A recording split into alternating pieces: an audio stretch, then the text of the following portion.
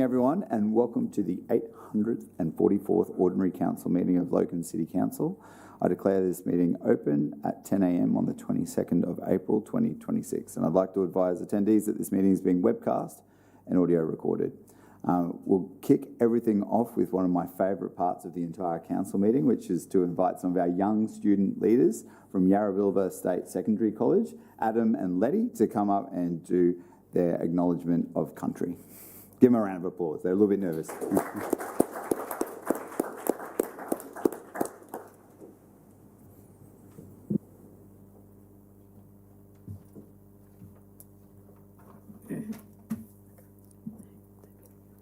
We would like to respectfully acknowledge the Yugambeh people, the traditional owners of the land on which this event is taking place today. We pay our respects to elders past, present and emerging, for they hold the memories, the traditions, the culture and hopes of Aboriginal and Torres Strait Islander peoples across our state. We must always acknowledge that under the concrete and asphalt of our buildings, the land, sea and waterways were and always will be traditional Indigenous land. Well done, guys. Thank you very much. That's fantastic. I too would like to acknowledge the traditional owners of the land on which we meet today and pay my respects to their elders past, present and emerging. And now I would like to invite Pastor Tom Kite from Vine Church Yarrabilba to come and open the meeting with a reflection of faith. If I could ask everyone to please stand while Pastor Tom speaks, because he's going to give us a prayer as well.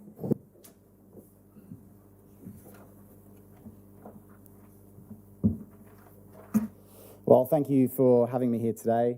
As a local pastor in Vine Church at Yarrabilba, launched just 9 months ago, I find it a real honour that you'd invite me just to share this reflection of faith.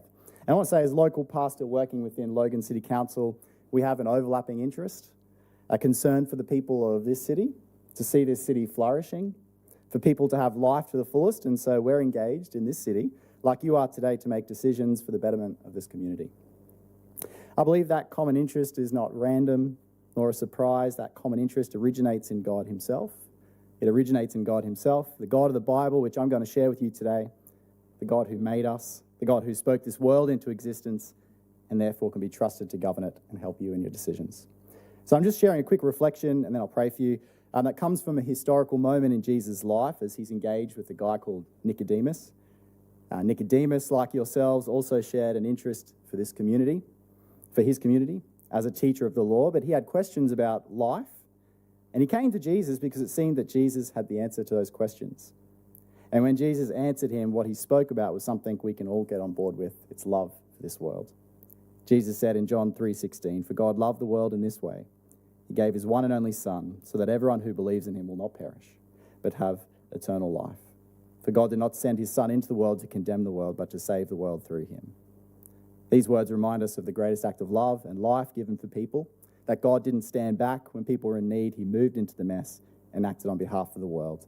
He sent Jesus into it to die for those who rejected God's love and was raised to death to bring life for all who turn and trust in him. And if God has loved us that much, he sent a Saviour to die for us, then does that mean he cares about the meetings and decisions we make in our lives, community and this council? He loves Logan City. So let me pray that you would have wisdom and understanding and love for this people. Father in heaven, we thank you for your love for this world.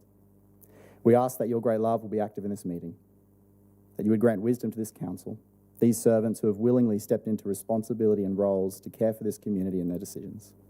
We ask that in the difficulties, the numerous points they must discuss, that you would enable them to speak the truth in love and be able to have positive outcomes for Logan City. And we pray that this may bring glory to your name and the flourishing of the people of Logan. In Jesus' name, amen. Thank you for letting me share that reflection. Thank you very much, Pastor Tom. Everyone may be seated. Now, Pastor, you're welcome to stay with us for the meeting if you're able to, but we understand that you're very busy, so if you can't, we don't mind if you have to duck off. We have no attendances or leaves of absence today. We will move straight into condolences. I believe Councillor Lane, you have condolences? Thanks very much, Mr Mayor. Condolences. Mary Bickerdike was a local woman who raised a family in Kingston on Mays Avenue. She was one of the inaugural members of the Mayoress Committee in Logan City. She was a passionate advocate for her community and she passed away recently, surrounded by family and friends. Mary's work in the community extended to Mission Possible and a range of other programs and services. In the early 2000s, she packed up out of Kingston and went down to Beenleigh, down into Division 12, where she spent the last couple of decades of her life, again, giving to her community, joining local groups and making a difference in our world. Mary will be sadly missed. She lived a very full life and she was surrounded by family and friends when she passed. So condolences to the Bickerdike family and extended family. To her decades-long friends, she's the last of the original OG Mayoress Committee. It's a very sad day for the city when that happens. And to her mates from Mission Possible, we express our condolences. Secondly, Mr Mayor, this morning Jimmy Sullivan is being laid to rest. Now, I've known Jimmy for 26 years and was saddened to hear of his passing. Jimmy's death reminds us that men's mental health is an important thing in our community. Being able to sit down and discuss issues relating to family, relationships, pressures and community expectations is something that genuinely needs support. Here in Division 2, there's now a means by which that they can do that apart from the bureaucracy, and that is down at the Amputees Queensland building on a Wednesday night between 5:30 and 8:30. There's a crew that's understood that there's a gap in men's mental health in our local area, and they are down there listening to stories, providing support, and I'm so proud of them. People shouldn't have to make the decision to take their own lives because they can't deal with their mental health. So I just want to say condolences to the Sullivan family, and let's hope there's not many more like this. Thank you, Councillor Lane. Those condolences will be passed on to the family. Councillor Russell. Thank you, Mr Mayor. Today I wish to formally express condolences to the family and friends of Behjat Behzadpour, a particularly special woman known in the city of Logan as Benny. Benny grew up in Shiraz, Iran, along with her future husband Ali and their respective siblings.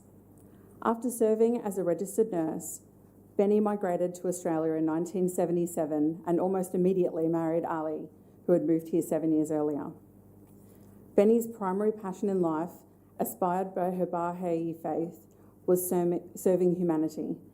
She worked tirelessly in the community for decades to assist and improve the lives of all people, particularly those of migrant and refugee backgrounds. I came to know Benny when I worked for the Salvos and she worked at Multilink Community Services. Benny worked at Multilink for more than 2 decades and up until only 5 years ago as a settlement caseworker and social worker. Benny's crucial role at Multilink included supporting newly arrived families to orientating to life in Australia, arranging information sessions, acting as an interpreter when required, and fostering connections in the community. Benny truly aspired to ensure that her clients had a comfortable, dignified, and meaningful life and a fair go in Australia. From her engaging personality and kind and generous nature, Benny was greatly loved and admired.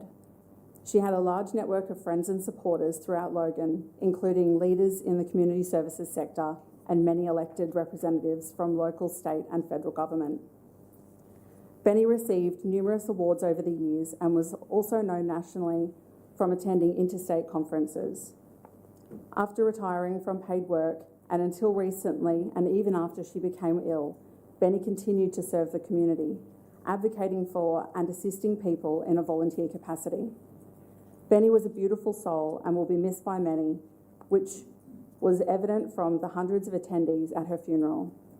However, she is missed by no one more than her dedicated husband Ali, her 5 sisters and brother, her adult sons Pedro and Enoch, and her beloved grandson Jaden.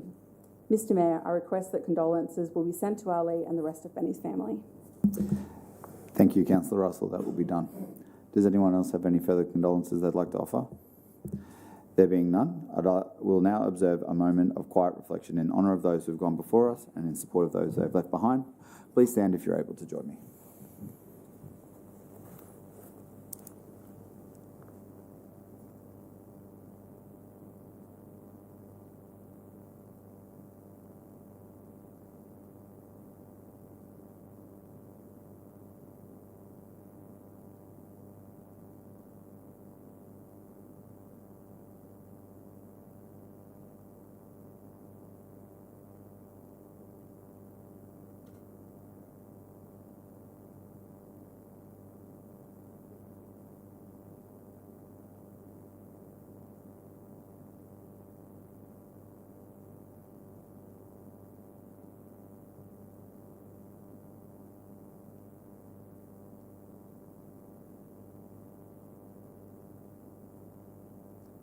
Thank you. You may be seated. We'll now move on to congratulations, and I open the floor to congratulation requests, beginning with Division 1, Councillor Bradley. Councillor Lane, I know you never have any congratulations for the community. Never do, and the standing up, sitting down business is killing my ribs. Okay, so let's get it started with congratulations to the Myanmar Friendship Association. Their water festival was held on the weekend. It was an amazing display of Myanmar culture in our community.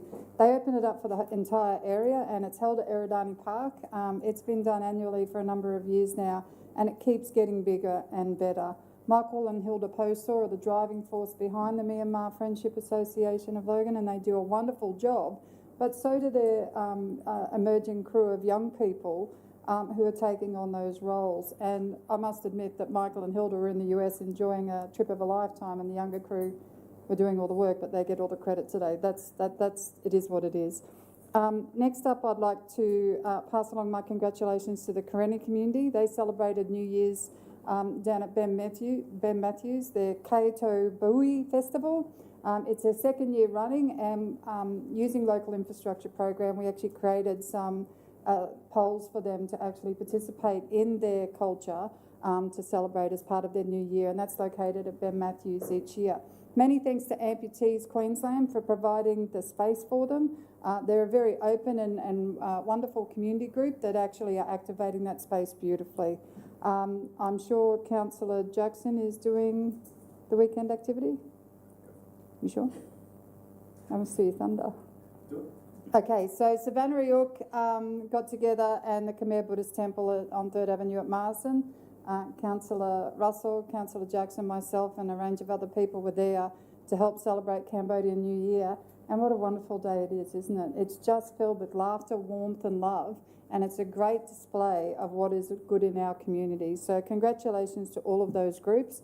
And lastly, the Vietnam Veterans and Veterans Motorcycle Club celebrated their Hot Rod Bike and Trike Show last weekend. There were some challenges on the day with various groups deciding to block some entry points, but mostly it was a fun day filled with camaraderie and raising funds for veterans' mental health services and post-service support services. We've got the only Veterans Homeless Centre here in Logan that's a house for homeless veterans, and we're so proud of that, and money from the weekend went towards that. So congratulations to Big H Paints and the crew down there. Do a cracking job. Thank you. Thank you, Councillor Lane. Those congratulations will be forwarded. Councillor Russell. Thank you. I've got two today. Mr Mayor, I'm sure that, like me, you would have been surprised to learn that it's already been 10 years since Extraction Artisan Coffee opened its doors in Slacks Creek. I think we're all getting old.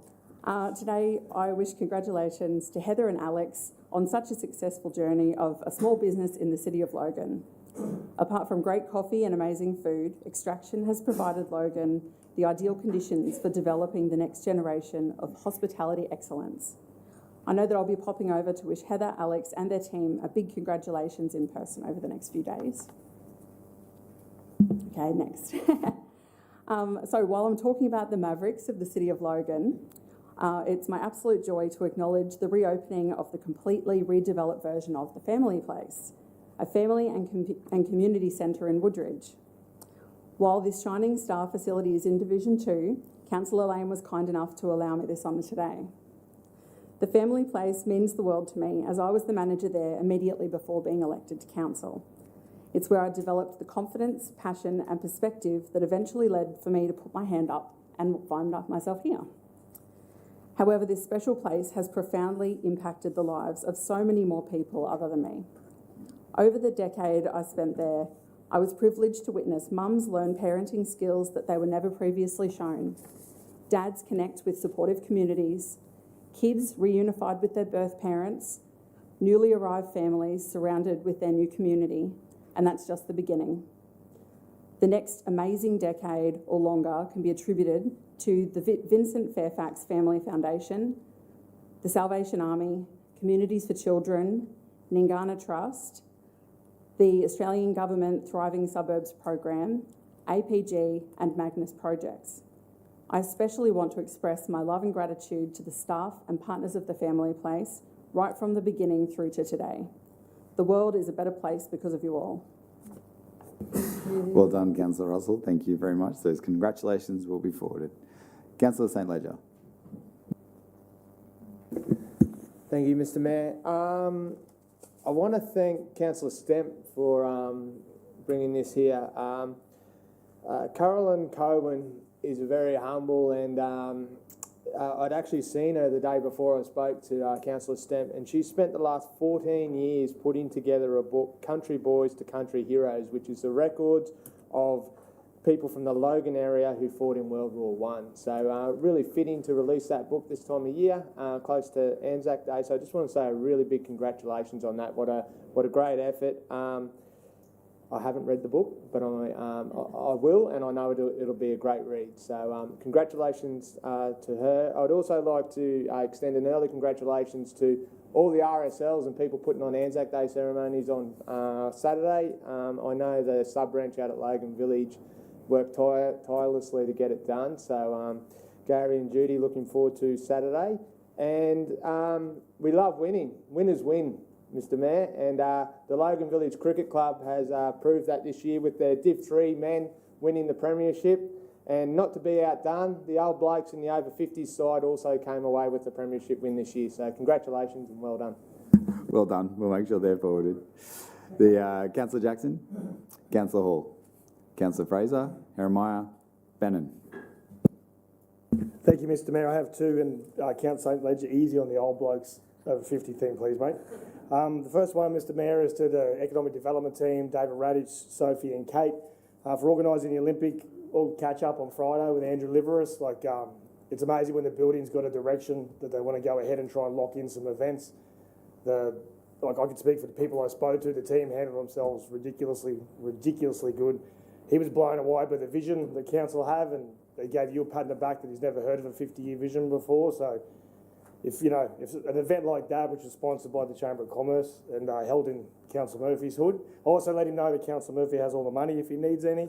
I think if we could lock in an Olympic event, which we're well on the way to, that was just a money well spent. The second one is to two councillors, to Councillor Jackson and to Councillor Russell. Speaking of Olympics, the future athletes that come into Logan are crazy, especially at the biggest high schools we've got with excellence programs. An idea was thrown to them from the school to run the Logan Cup. It's their first year of doing it. It's inaugural. Hopefully other schools that get bigger will join that to make it a 3 or 4 way race. But to see two positive councillors grab it and the way they promoted it, like weekly updates, choking each other, grabbing the mascot, getting the school captains involved, it's just the way you've done it. Not that you've got any media experience at all, Councillor Jackson, but brilliantly done. It's tomorrow, so if you get a chance, go down and watch that. But yeah, I think it's really cool the way you've done it. I've been watching you and up the Makos. Thank you, Mr. Mayor. Oh, he's picked a favourite already. Jeez. Yeah, got to speak your mind, Mr. Mayor. Councillor Bannon, thank you. If you could take your microphone off, that'd be perfect. Councillor Stemp. Thank you, Mr. Mayor. I have two today. Mr. Mayor, first I'd like to ask congratulations please be passed on to the Division 1 Logan Thunder Under-16 Boys State Championship team and the Logan Thunder Under-16 Girls State Championship teams. This is the third gold medal championship win in a row for both of these teams, which is an outstanding achievement and a testament to the hard work of all the players, coaches, managers and the support from their families. Mr. Mayor, with incredible local talent like this coming through, this is great news for the future of Logan Thunder's NBL1 North teams and basketball as a premier sport here in Logan. Secondly, Mr. Mayor, I'd like to ask congratulations please be passed on to Tanamera resident Jay Warner, a member of the Boys Brigade Queensland, who was recently presented with the Queen's Badge by the Governor of Queensland. The Queen's Badge is the highest award achievable in the Boys Brigade and is earned through a long-term commitment to the study of leadership, citizenship projects, scripture, skills development, community service and other outdoor activities. Thank you, Mr. Mayor. Thank you, Councillor Stemp. I was wearing my Logan Thunder hoodie when I was in the US recently, and Americans are obsessed with what's on your shirt. So I got to talk about how good the Thunder were and that they should look out for their young players coming over to play in the NBA. Councillor Wilcox. Thank you, Mr. Mayor. Firstly, I've got a congratulations. I recently popped into Parkbridge Men's Shed and I said thank you on your behalf and let them know that we will be out there shortly to congratulate them on what they built for you out of a tree that was knocked down out of somewhere from Logan. But I was out there to say hi because they were given a grant and they showed me this amazing welder so that they could actually do some welding, and it's nice and safe out the back. But whilst I was there, it was a happy birthday celebration for Alan Aldridge. He actually doesn't live in Logan, he lives in Scenic. Won't hold that against him, but congratulations on 80th birthday celebrations whilst I was there. I also have a congratulations. Councillor Fraser and I have recently been attending the Greenbank Services Club AGM and the Greenbank RSL sub-branch AGM, both which do fantastic things for our community, for our wider community. And I want to say congratulations to Greenbank Services Club, because when I was there, they let me know they had just picked up a swag of awards. So they were recently awarded the 2026 Club of the Year. Tim Wright, the CEO, was given Club Manager of the Year. Taylor Fullagar was Young Manager of the Year, Best Licensed RSL or Services Club, Best Large Club Redevelopment. And if you haven't been in there, it's a maze, but it's amazing inside. So please go and have a meal and go and visit them. They also received the Special Achievement Award for Safer Gambling, Best Dining Boutique for Gardens, Steak and Seafood, and Community Services Support for their Together We Rise program, which they run each year and give out thousands of dollars to local community groups and charity groups. So congratulations. And the last one is for my husband, who recently celebrated 30 years employment at Coles. Now, that's a huge feat. We've been together for like 25 plus years now. For 30 years, he's literally worked his way up through the DCs, and he's now shift manager in one of their largest DCs in Queensland, or the largest DC in Queensland. So congratulations, Mark, on 30 years at Coles. Well done. Those congratulations will be forwarded. Councillor Murphy. No? Fantastic. We'll now move on to confirmation of the minutes of the previous ordinary council meeting. I will move the motion on the screen. Would someone like to second that motion? Thank you, Councillor Bennon. All those in favour, please raise your hand. That has been carried unanimously. Thank you, councillors. We'll now move on to mayoral minutes, of which I have none. For the first month, I thought I'd leave you alone with it, and we'll get straight into declarations of conflicts of interest. Are there any new conflicts of interest that have arisen since the committee round? I understand there were some declared during that, and I'm aware of them for the purpose of this meeting, but any new ones? There being none, we'll move into committee recommendations, beginning with the very busy City Infrastructure Committee. I noted that it had so many reports, Councillor Bennon, that it was a very long meeting. Thank you, Mr Mayor. When you're running smooth and it's programmed in SOIs, we shouldn't have many reports. The team do an amazing job, Mr Riley, so yep, nothing for us today. Thank you, Councillor Bennon. Do any other councillors wish to speak to the recommendations of the reports? There being none, Councillor Bennon, would you like to move the motion on the screen? So moved, he says, or would someone like to second that for me? Thank you, Councillor St Ledger. All those in favour, please raise your hand. That has been carried unanimously. Thank you, councillors. Councillors will now move to the City Governance Committee meeting held on the 14th of April. Councillor Jackson, chairperson of that committee, you may proceed. Thank you, Mr Mayor. Since committee last week, we've received additional new LIP projects. Therefore, item 6.4, Local Infrastructure Program, April 2026, will be addressed first and separated from the bulk adoption.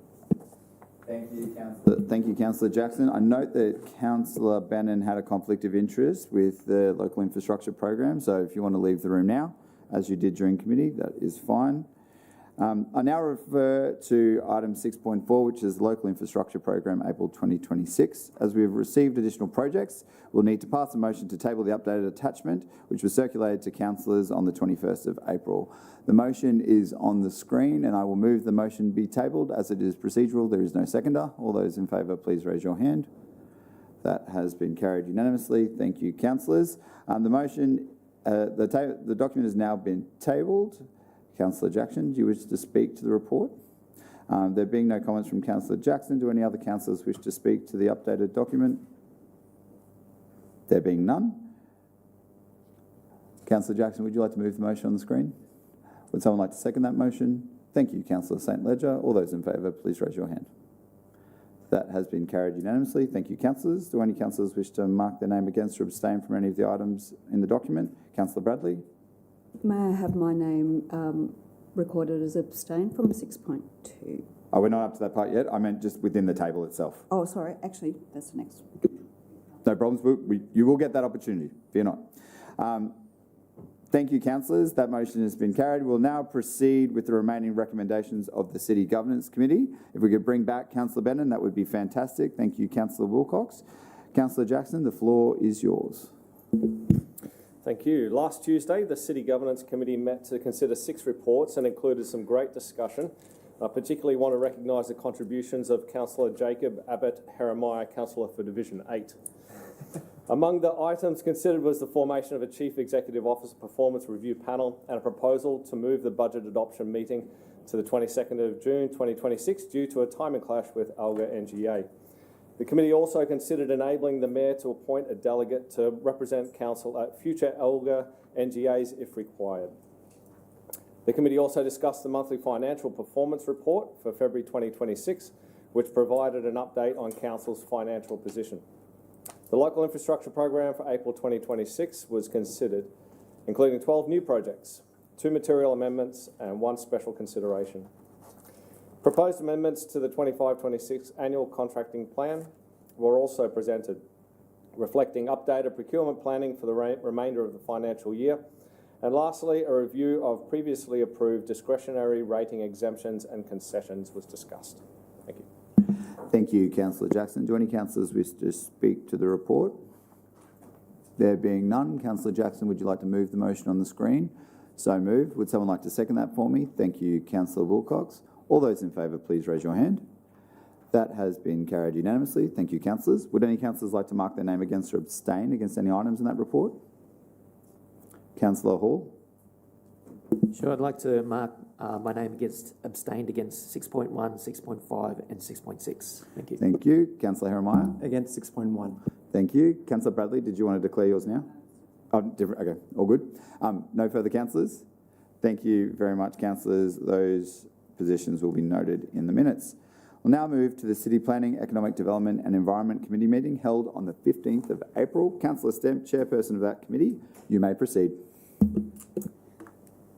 Thank you, Mr Mayor. I note that item 6.3 MCUI 44/2024, proposed material change of use for a place of worship, was deferred for further consideration. Therefore, this item will be addressed later in today's agenda and separated from the bulk adoption. I will now speak to the remainder of the committee recommendations. Mr Mayor, we had 2 other reports this round. Item 6.1, Material Recovery Facility Request for Approval for Disposal of Interest in Land. Recommended Council grant an easement for electricity supply purposes to Energex Limited over council freehold land in Heritage Park to facilitate power to the Greenovate Materials Facility, which is really important. And item 6.2, Placemaking Incentive Program outline proposed guidelines and criteria for the delivery of the Placemaking Incentive Program, providing incentives to encourage landowners and businesses to invest in upgrades to shop fronts, building facades and or contribute towards streetscape enhancements in key precincts. Mr Mayor. Thank you, Councillor Stemp. I do agree that electricity for the MRF is very, very important. Do any other councillors wish to speak to any items on that report excluding the development assessment application? There being none, Councillor Stemp, you may move the motion on the screen. Thank you, Mr Mayor. I move the recommendations of the City Planning, Economic Development and Environment Committee meeting held on the 15th of April 2026 with the exception of 6.3 be adopted. Would someone like to second the motion for me? Thank you, Councillor Wilcox. All those in favour, please raise your hand. That has been carried unanimously. Thank you, councillors. Would any councillors like to mark their name against or record? Councillor Bradley's got a moment to shine now. Thank you. I will correct the record. Can I have my name recorded as abstain from 6.2? That will be done. Any other councillors? No? We will move to the City Lifestyle Committee meeting held on the 15th of April. Councillor Hall, chairperson of that committee, you may proceed. Thank you, Mr Mayor. I'll now speak to the recommendations. At last week's City Lifestyle Committee meeting, Council was presented with a report from the Venues and Events General Manager that sought to rescind a previous council decision that precluded the officers undertaking a review of the food and beverage services delivery from Council's Cafe in the basement. While the report did not propose any preferred delivery model, the Council agreed this review presents a good opportunity to explore fresh ideas, lift service quality and better align with evolving customer expectations and Council's other hospitality services. Thank you, Councillor Hall. Does anyone else wish to speak to that report? There being none, Councillor Hall, you may move the motion on the screen. Thank you, Mr Mayor. I now move that the recommendations of the City Lifestyle Committee meeting on the Wednesday, 15th of April be adopted. Would someone like to second that motion for me? Thank you, Councillor Bannon. All those in favour, please raise your hand. That has been carried unanimously. Thank you, councillors. Does anyone wish to record their name against or abstain from any items? Councillor Bradley? May I have my name recorded as abstain from 6.1, and my reasoning is within the document. Thank you, Councillor Bradley. That will be noted. Any other councillors? Nope. Excellent. We'll now move to item 11.1, which is the first of two council reports. This is the deferred report for MCUI 44/2024, which is a proposed material change of use for a place of worship. Can I please ask that the Acting General Manager of Development Assessment please come to the front to present the deferred report.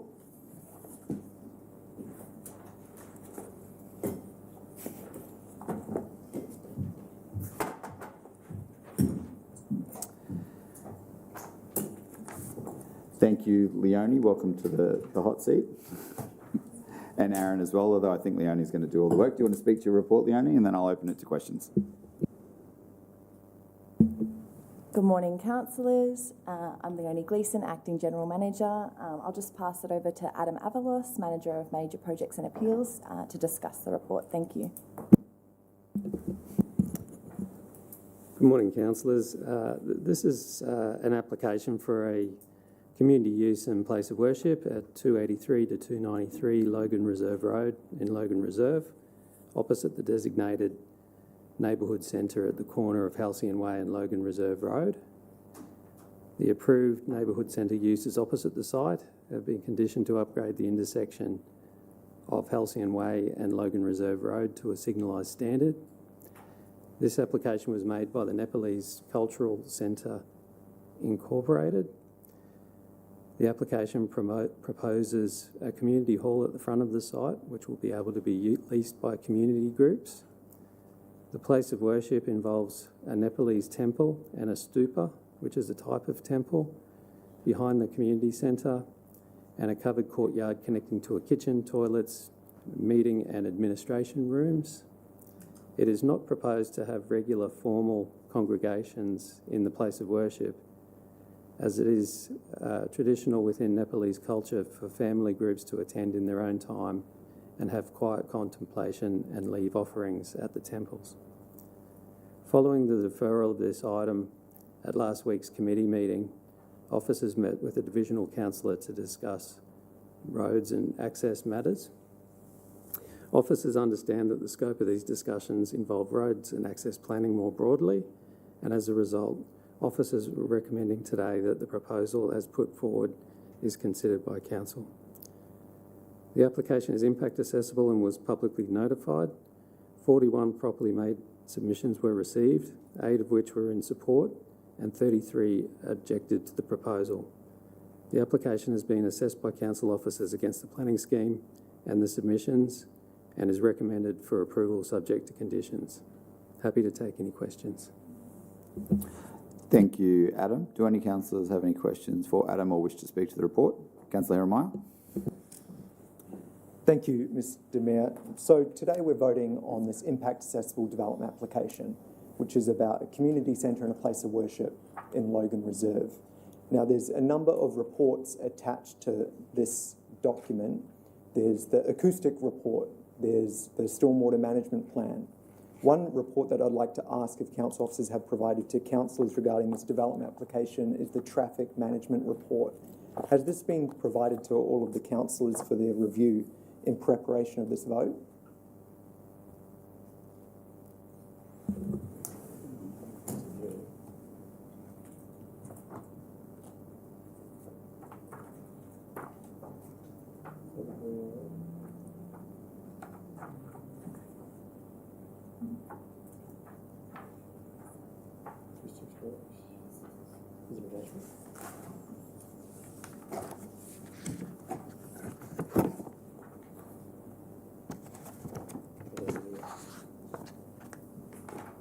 This is what it looks like. This is the cover page.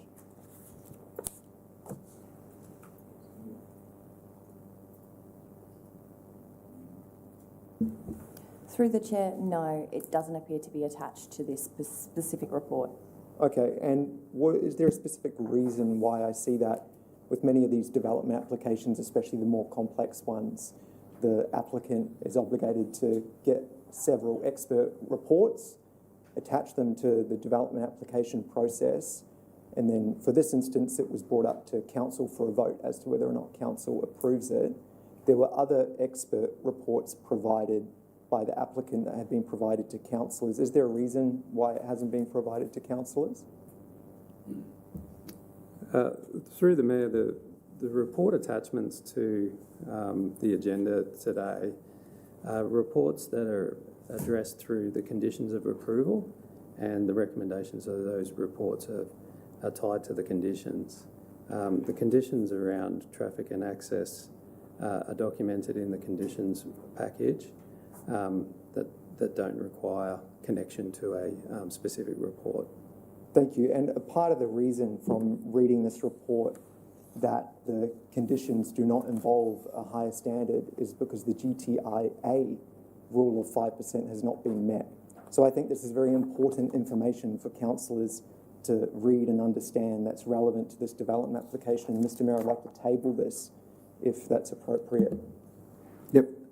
Just move that the document be tabled. I'd like to move that the traffic impact assessment for 283 to 293 Logan Reserve Road, Logan Reserve, as relevant to this specific development application that we're voting on today, is tabled. Councillor Herremeier has moved to table the document. It's a procedural motion, so it needs no seconder. All those in favour, please raise your hand. That has been carried unanimously. Thank you, councillors, and that will be included in the report.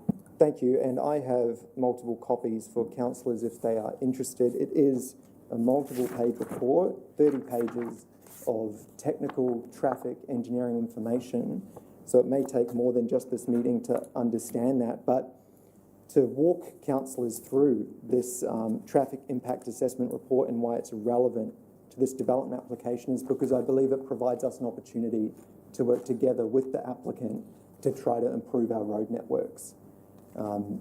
For the negative Nancy's out there, I'm not anti-community meeting space, I'm not anti-worship centre, but I am anti-bad road design. And we have an opportunity to work with the applicant to try to make the access to their property better. Instead of a left in, left out on Logan Reserve Road, a very busy thoroughfare that supports a development front, we could investigate having access via a fourth leg of an intersection that will have traffic lights. So to walk councillors through this traffic impact assessment report, back in 2016, there was a development consulting report done on a nearby property called 303 Logan Reserve Road. And on page 9 of this report, it shows that that consulting report back in 2016 captured some baseline data.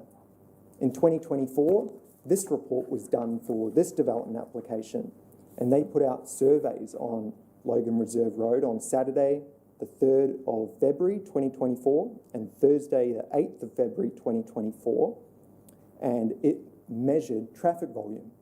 Now, it was determined that to project the future traffic volumes on Logan Reserve Road, a growth rate of 3% will be used for traffic volume per annum. Now, that seems like a very low growth rate because the population growth, according to the census between 2016 and 2021, was 15% a year in Logan Reserve. So this traffic engineering report says that the traffic volume increase on Logan Reserve Road will be 3%, but the population growth in Logan Reserve is 15%. So that 3% figure means that there could be something that we could look into and ask the applicant to confirm whether or not that 3% is appropriate. The reason why the 3% is important is because it factors into a rule, and it's a TMR rule called the GTIA rule. And I'd like to quote page 20 of this report that says, quote, less than 5% of delay to base traffic in aggregate, no mitigation to treat the intersection delay is required. So that's on page 20. So what is, it's not 5%, what is the figure in this report? It's 4.8% on weekday PM peaks. So when we assess whether that 3% growth rate is in line with reality and is in line with council's internal traffic volumes, that 5% rule as to whether or not a mandatory mitigation treatment is required at the intersection may change, because that 4.8% value that is just under the 5% rule may be above, it may be lower. But what is clear is that the growth rate of 3% is questionable, and council should look into whether or not it's truly reflective of the real traffic volumes going forward. Now, I think that this could be a time for a win-win-win. It could be a win for the community, because accessing this new community meeting space and worship centre through a fourth leg of the intersection will be safer, and it will reduce delays on Logan Reserve Road compared to a left-in, left-out access. It could be a win for the applicant, because instead of accessing their property through a left-in, left-out on a very busy street, they could have their own entrance through a private entrance off a lighted intersection, which is better for their access to their property, and it's a win for council because we could get an upgrade to an intersection. Right now, council has a program called LGIP. And LGIP is the Local Government Infrastructure Program, and it collects infrastructure charges from developments around the area, puts that into a bucket of money, and it has a list of what it will spend that money on. I've looked into the city budget, and there's tens of millions of dollars sitting in that dedicated LGIP reserve, and every single day that money is not deployed to deliver urgent safety upgrades, it is actually devaluing as construction prices go up. So what I would like council to do is issue an information request under the Planning Act to ask the applicant and work with the applicant to see if that 3% growth rate is truly reflective of reality, look into refreshed modelling for this traffic assessment report, and also investigate whether or not those LGIP reserves funded from other developments can be used to assist in a fourth leg being built to make sure we have safer roads in Logan Reserve. So that's what I have to say, Mr Mayor, and I'm keen to hear what the town planners have to say as well. Thank you, Councillor Amar. I'll get Leonie to respond, and then I've got Councillor Bradley, then myself. Through the Mayor. I guess the first consideration there is about issuing an information request. We are at the end of this process. We are in the decision period under the Planning Act requirements. So it wouldn't be appropriate for us to issue a formal information request under the Planning Act. We have been through the process of considering the traffic impact assessment, and the methodology used is sound, and it has been assessed by council officers. We are now at the point where the recommendation is for approval, having considered that detailed information, and appropriate, reasonable and relevant conditions have been added. For areas outside the development site, that would be a consideration around reasonable and relevant conditions, and it's probably a question for the City Solicitor. Thank you. I'd like to ask a clarification on that. So with this traffic impact assessment report, the council officers have read it and compared it. So their baseline data to identify that 3% growth rate is contributed towards that 2016 report. Have council officers investigated council's internal network planning to see what council's growth rate for Logan Reserve Road is expected to be? And if so, what's that figure?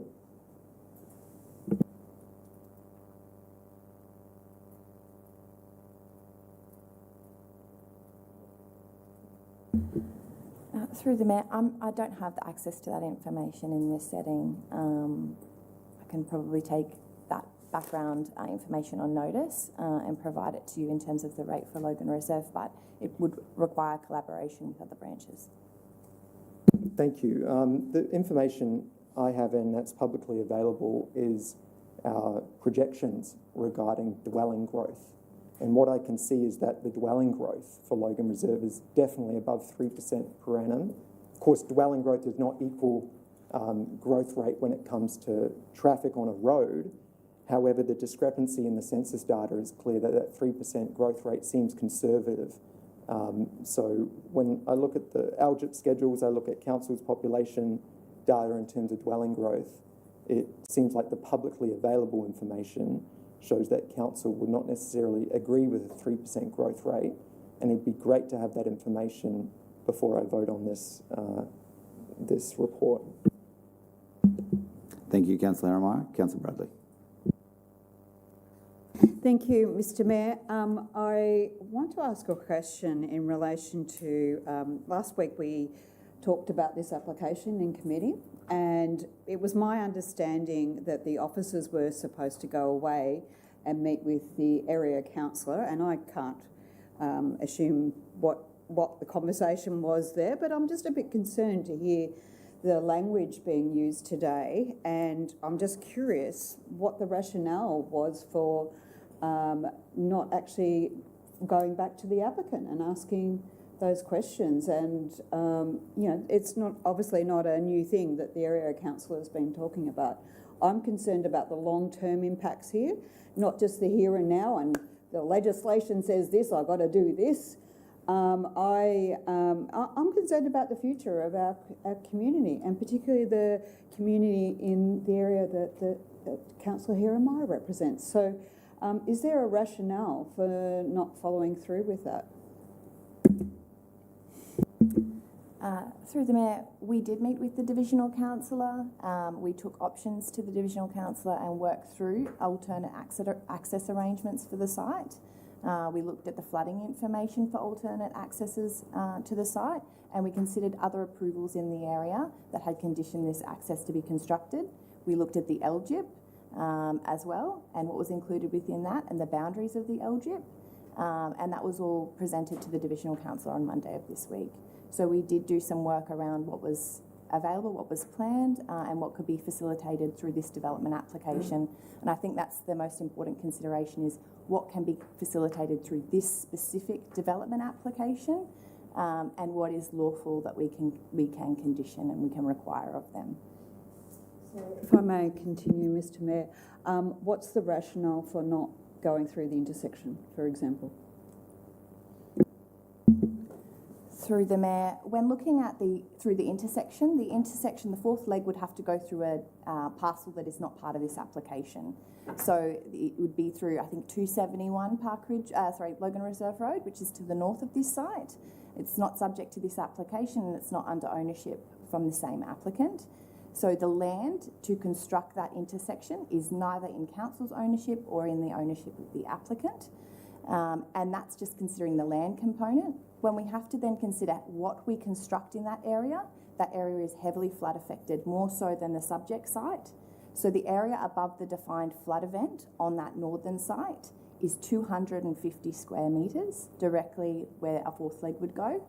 For the additional land for that fourth leg, we potentially, on initial review, could do some earthworks to create an area of 750 square metres for a fourth leg of intersection, which would be insufficient if we replicated the design on the eastern side. So when looking at all of those things, it's a significantly constrained parcel as it is in order to establish the fourth leg, even putting aside the complications of acquiring the land in order to do that. It's not the first time these sort of, out-of-the-box sort of scenarios have actually worked in the favour of the community. Is left in, left out a good outcome when you're going to have queues going down the road and traffic issues, and in the future the community are going to go, what the heck were this council thinking of when they approved this? That's my concern. I just don't feel like I can make a decision today with the information I've been given, and I'm very concerned with the language being used today. Thank you. Thank you, Councillor Bradley. I have some questions, and one of them was triggered by Councillor Bradley's line of questioning. Because none of us were there for Councillor Heremiah's meeting, so with your indulgence, Councillor Heremiah, just ask the officers what you talked about in a little bit more detail. So you went through all the different options about how you could access the site and whether or not they're constrained by flood and other challenges, like not belonging to the applicant. Did Councillor Heremiah, and you're welcome to answer this if you like, Councillor Heremiah, did you raise the question about the percentage different, like your concerns around the 3% versus the 5% in your meeting on Monday? Thank you, Mr Mayor. And to answer that question, I asked for this traffic impact assessment report because it wasn't provided by council officers in time for that meeting. So I actually received this yesterday, and I spent all night reading it and understanding the definitions, the terms, the maths. That's why I thought it was important that it should have been included with the other reports This meeting was on Monday, and I insisted that the council officers actually enable recording of our meeting to make sure that it's saved as a public record and accessible. So that meeting's a public record on council systems, fully recorded with a transcript. What was discussed is really knowledge and information, and based on that information that I received by the council officers as to how town planning works in Logan and Queensland, I was able to understand what's missing, and this was missing. So I asked for it, gave it a good read, and identified that that 5% rule is a very important threshold that if it's exceeded, mandatory mitigation measures are required. We're at 4.8% with a 3% growth rate. Maybe we should look into whether or not that can be investigated. Thank you. And then, Leonie, normally when an impact assessable development comes in, and I haven't been a divisional councillor for 2 years, so I don't see them anymore, do you still email councillors to let them know that an impact assessable application has been made? Through the Mayor, yes. Yes, we do. So we contact councillors at a few stages in the application process. One is once it's first received, one is before it goes on public notification, and another is once that notification has been completed. Okay, and because usually when I receive those, I would go and meet with officers early, because the suggestions you're making, Councillor Jeremiah, are excellent ones, and they're good questions to ask. The best time legally to ask them, though, is at the start of the process rather than at the decision point, and that's sort of the wedge that we've come to here. I agree it would have been great for you to have that document much sooner than yesterday. Completely support that. The easiest way to have picked that up, though, would have been when it was first presented. So was all of that information available when the application was first made, or did you have to extract like the TIA from the applicant by asking for information requests throughout the process? Through the Mayor, the TIA, there was a TIA submitted at lodgement, which has been publicly available on Development Online since lodgement. There was a response to the information request with additional clarifying commentary, and that was also available online at that time. So that was available prior to public notification. Great. And so you already asked questions about the TIA. I'll get to you, Councillor Bradley. Through the Chair, from recollection, it was more clarifying around the land dedication required for the Logan Reserve Road widening. Okay. And I think potentially some of the more the access design. Okay. And so because it was impact accessible, were there any opportunities given to the councillor because the councillor can delegate authority to the officers to make a decision, were there any opportunities given to the councillor and the chair to ask for additional funding through that process? Because often, and I can only speak about my past, and Councillor Graham Abels, when I took over from him, always encouraged me to ask, whenever there is an impact accessible development, to ask for additional funding from the developer to contribute towards either things like footpaths that might not otherwise be necessary, or might not necessary, required by legislation, as per Councillor Bradley's point. Often the minimum standard is what we go to, but when we get an impact accessible, we get an opportunity to ask for more. I know in the past I've asked for park upgrades, for traffic control, for improvements to line markings, all sorts of things that weren't even necessarily directly outside the development but helped the broader area. Was that opportunity given to the councillor to go through that process? Through the Mayor. So historically, those discussions have occurred when divisional councillors have engaged with officers at one of those stages. So when we've advised them that the application's been made, or prior to notification or post-notification, officers have engaged with the divisional councillors where they've expressed their understanding of piece of infrastructure or otherwise required in their local area. And then council officers have negotiated with developers to, achieve some of those outcomes. Great, but that didn't happen this time. No. But it is something we theoretically could ask for. We could say, or the councillor could ask, hey, I think we need an upgrade to this intersection, even though it's not your land. We'd like you to contribute towards it to get an earlier outcome and delivery. Could that help? It would be something that we could. That would be the appropriate time for us to consider that. Yes. Cool. Thank you. And so the reason I ask those questions is I'm just trying to understand: could we have avoided this by having a stitch in time, essentially, at the very early stage before it gets to the decision point, which is hard to change because We're bound by legislation, to Councillor Bradley's point, and there's points at which we can have an impact. This one is the hardest, because do we have a deemed approval coming soon if we don't make a decision? Mr Mayor, no. Excellent, This is good. an impact application. That's good news, okay. I was just worried that we might have a deadline by which we have to make a decision, and then the approval goes through without any other conditions being able to be applied, which would be, I think, a bad outcome. I've got Councillor Bradley and then Councillor Herrmeyer and then Councillor Jackson.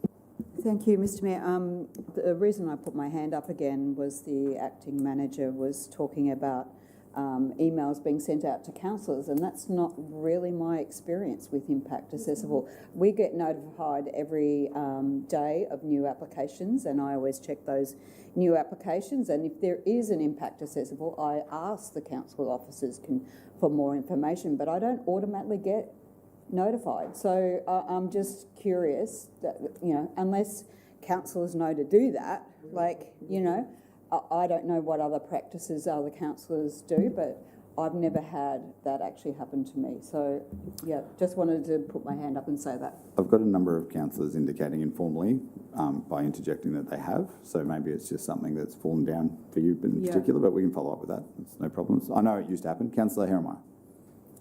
Thank you, Mr Mayor. So let's make it clear, because I'm not sure what that line of questioning was, is that the meeting on Monday, it was really highlighted that one of the major issues in Logan Reserve and Park Ridge are the legacy town planning documents that set up the network planning for our area, the structure planning behind Logan Reserve's main thoroughfares and access points. So when it comes to this application, there were submissions from the community. The community clearly outlined to council officers that an appropriate access point is needed. There were clear objections regarding the infrastructure behind this development, the money item of a local councillor going to a developer and proposing that the developer spends money on infrastructure is an idea, but it is not the formal town planning process where we have independent town planning departments. The councillors create the town plan, and then the independent town planners communicate with the developer and seek to get a development outcome that's in the public interest. So I haven't gone and contacted this developer personally. I haven't gone and contacted many developers one-on-one, because politicians shouldn't be talking to developers to try to get a deal. What I think the appropriate process is what's set out in the law, which is that there are community submissions. The councillor works with the community to make them aware of this development application, as I did. These submissions are received by the independent town planning department. The town planning department assesses these submissions and then puts forward their recommendations to the council. The councillors, whether they're local or in other parts of the city, don't have to agree with the council town planners, and that's okay.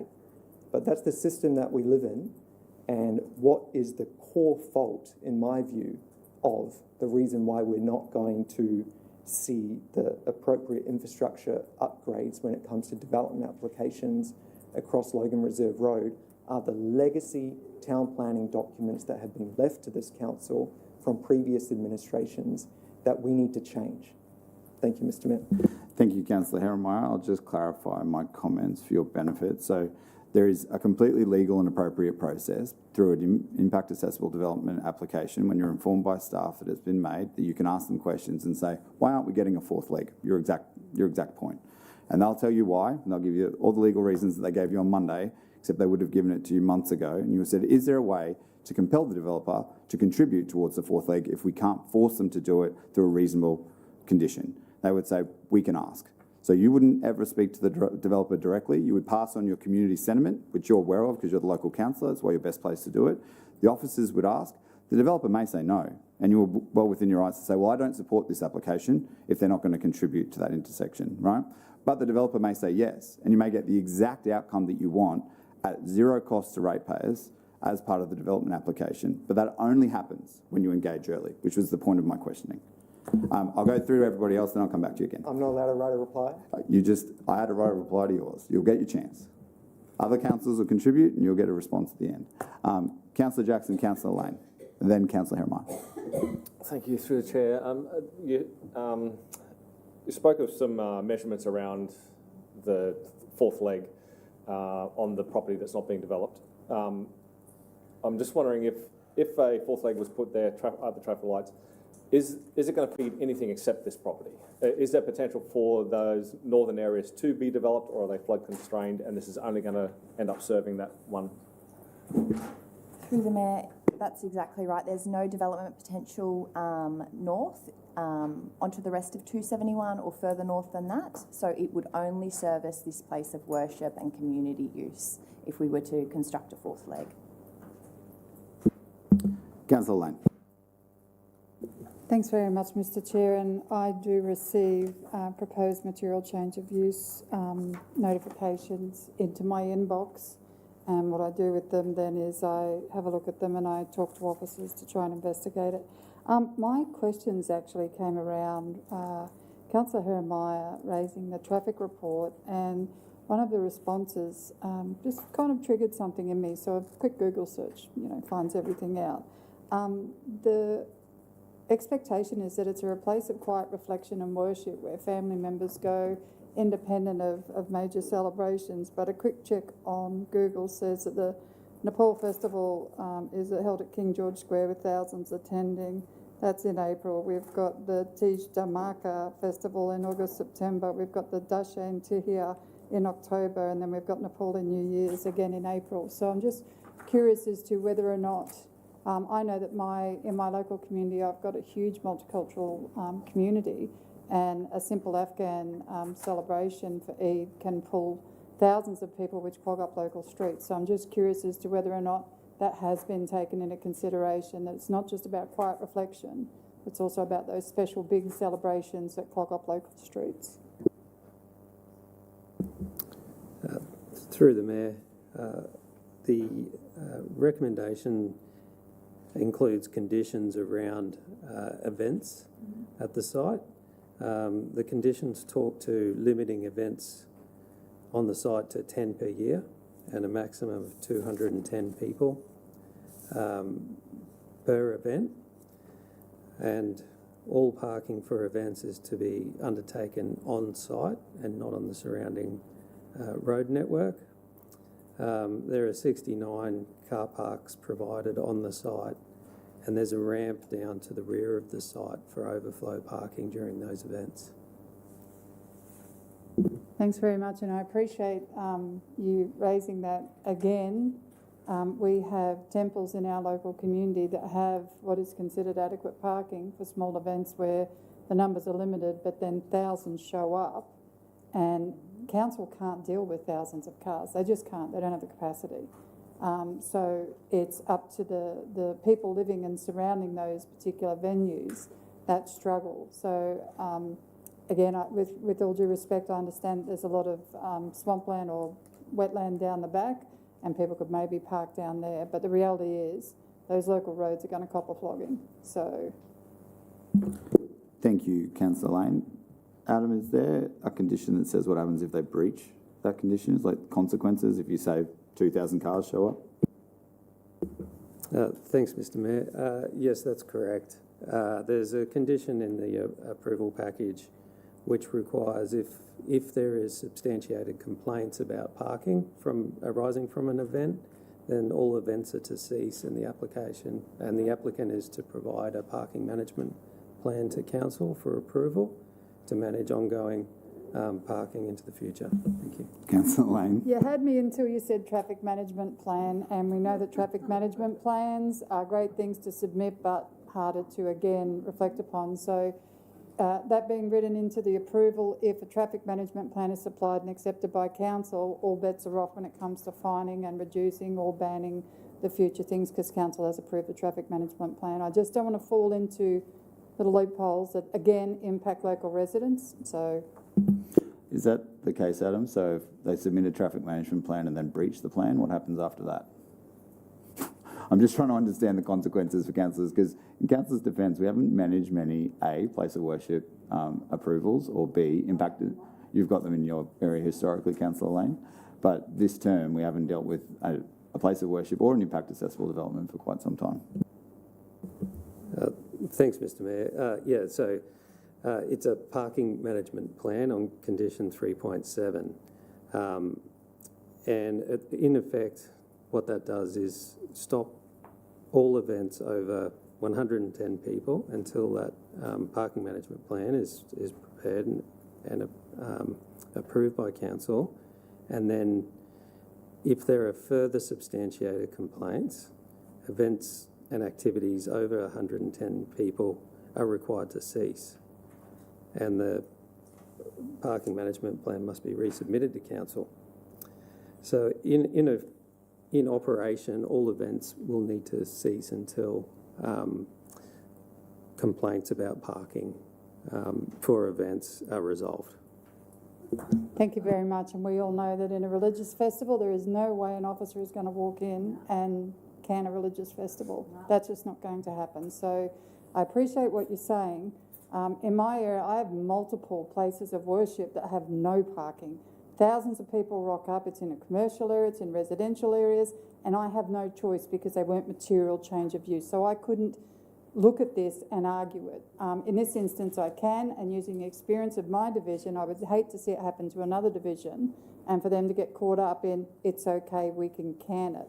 Because we never will can a religious celebration. It's just not going to happen. So on that specifically, Adam, because I'm just trying to get to the bottom of Councillor Lane's valid concerns. So we have a breach of the condition, then a new plan gets made, we get a breach of that condition. What is the absolute consequence if the conditions continue to be ignored? Thanks, Mr. Mayor. It means no further events can continue on the site above 110 people. And if they do? They're in breach of their conditions again. And then what's the consequence of that? I'm just trying to get to the bottom of the line of what happens when if you ignore your development conditions. Do we take you to court? Is there a fine? What is the process? Council has land use investigation officers that investigate and can take action against breach of conditions, including taking matters to the court. Okay, thank you. I have Councillor Heremione. Thank you. I'm glad the local councillor for the area can speak on the development application on Main Thoroughfare in his division. So to set the record straight, this is the context of the situation that we're in. There was a development application. Now, it's impact accessible. There were multiple submissions, and when there are multiple submissions over a certain threshold, it can go, depending on a few things, it can go to a vote of councillors.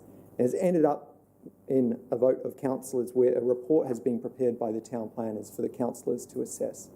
This report should contain relevant attachments, contains some attachments like the acoustic report, but it doesn't contain one of the most important attachments, which is the traffic report. In the report prepared by council officers, it details that submissions explicitly mentioned the intersection that I have been mentioning. The submissions detail ideas regarding the left in, left out access and how to improve it. And for the record, since 2020, June 2020, was the first time I raised this intersection along with the Stoneleigh Reserve Boulevard intersection to the south of this. We've managed to get that one upgraded. I think you were actually on site when the lights went on at the Stoneleigh Reserve Boulevard and Logan Reserve Road Boulevard intersection. That was upgraded in 2020. Now we have an opportunity to get this upgraded using development money that's sitting in council bank account. I think we should at least look into it. There's no specific time limited as been identified that can put pressure on council to approve code accessible developments. So we have flexibility to be able to go back to the developer and communicate with them some ideas regarding making sure that infrastructure is upgraded along with the land next to it. I have Councillor Fraser and Councillor St Ledger. Just on that, were you talking about LGIP when you were talking about council funding? Was that what you're referring to, just for clarity? Correct. Thank you. But that isn't specifically related. LGIP is separate from this application though, correct? Yes, so in the traffic impact assessment report, it identifies that quote on page 21, Logan City Council LGIP mapping indicates that Logan Reserve Road is not planned for future intersectional road link upgrades. However, the LGIP can be changed by council. But that's not relevant to this application. That's a different matter, right? I think it's relevant to the application because it's the intersection outside it. So even though it's a different town planning document, council can adjust the LGIP as an urgent measure to enable funding to be available to deliver an upgraded intersection. Thank you for clarifying. So can we adjust the LGIP through this application? Mr Mayor, no. Okay, so that may well be an option, but we can't do it through this application. We can't change the LGIP as part of the approval or refusal of this application. Thank you, Mr Mayor. And I talked to some town planning experts on Monday, and what was identified is that there's precedent of council adjusting the LGIP schedule for parkland at urgent notice. That can be applied, even though it wouldn't be a part of this development application. Council could pass a different motion to change council's policy position. You definitely could, but not as part of this report. So I'm just trying to get down to the decision on this report, right? So that's definitely something you could pursue, and there's nothing stopping you from doing that. But for this report, it's not something we can do. So the feasible pathway is that council would defer this report, and then the council town planners would communicate with the applicant around accessing their property through a fourth leg, and then in that time, council could adjust or investigate adjusting the LGIP to make funding available to deliver that road upgrade. And so you'd like to foreshadow the deferral? Yes, please. Thank you. I was just trying to get to the end game so we can finish the discussion. Councillor Fraser. Thank you, Mr Chair. So there were so many objections that were submitted. How many of those were actually dealt with, I guess, with these reports or with development conditions? Were they all more or less answered, I suppose? Or were there a few that are kind of, off to the side there that you can't really deal with, or we're not allowed to deal with by law or something? Thanks, Mr Mayor. The council officers assessed each of the submissions and documented the assessment in the report. And as part of that assessment, council officers have recommended appropriate conditions to deal with each of those items raised by the community. So yes, the matters raised by the submitters have been considered and documented in the report today. In their entirety, or just were there any loose ends, or they were all dealt with? Through the Mayor, no, council officers are satisfied that the application, as recommended with conditions, can comply with the Logan planning scheme and the items raised by the submitters in full. Thank you, Councillor Fraser. Councillor St Ledger. I think local councillor, the way he wants to go makes sense. They're looking for a long-term outcome because we've seen, I know in the division that I represent, and I'm sure everyone else is the same, some of these developments that happen, it's not the actual development itself, but the flow-on effect from that. To make it safe for the whole community, to make the flow through there, the council would know his division really well compared to any of us sitting on this side of the table, that's for sure. So completely support that. And it would make it very difficult to be able to, from my perspective, to be able to police this overflow parking and things like that, because 110 people isn't many people. I have local sporting clubs that'll get double that amount of people that train in on a Tuesday night. So for a religious event, community to hold an event like that, my assumption would be they'd be well over that many people. The council has already expressed his support behind having those sorts of establishments in the community, but making sure that people will argue if you go and do a parking blitz because there's 300 people there, and if they're parked legally on the streets, but the local residents are getting clogged up streets because of these events, how are we to prove that they are just not parking on that street and going for a walk around the block rather than attending these events? So I think what the local council is fighting for here and putting forward makes sense. There's obviously a lot of technicalities around it, but if there's no time frame on it, let's put a bit more work into it to make sure everyone gets the best outcome. Mr Mayor, so there's a couple of issues at play here. The fourth leg to the intersection will not create any more car parking for the development. So that's probably a little bit separate to the car parking matter. With the car parking matter, it's not unusual in other developments, either code or impact accessible in the city, to have these parking management plans and restrictions around the number of vehicles on the site. Importantly, where we may land with these parking management plans may be the actual number of people able to visit the site or the method that they use to get there. So that is, I guess, the benefit of having a parking management plan later on, is that through an enforcement process, is that some of those things can be worked out to ensure parking stays on the site.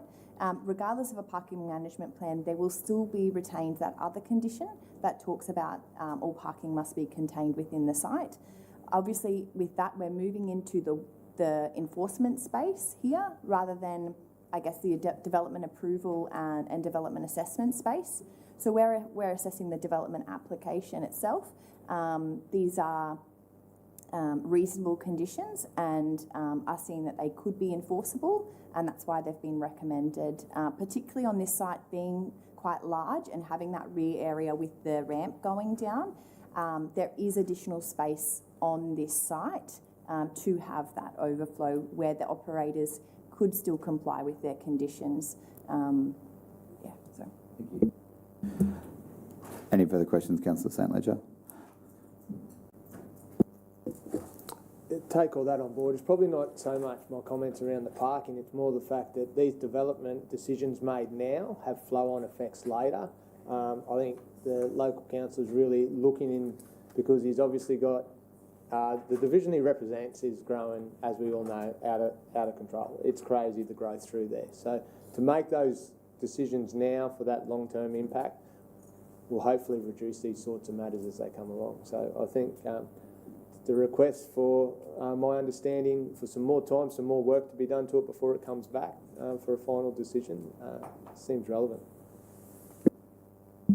Thank you, Councillor St Ledger, and I think everybody supports an upgrade to the intersection as a good safety principle. I don't hear anyone objecting to that. It's just hard to deliver it through this report. That's the challenge. I've got a foreshadowed motion to defer the report. I'll test the substantive motion first, which is to approve the report with conditions, and if that fails, then I will go to the foreshadowed motion to defer the report. Is there a time? We'll deal with that when we get to it.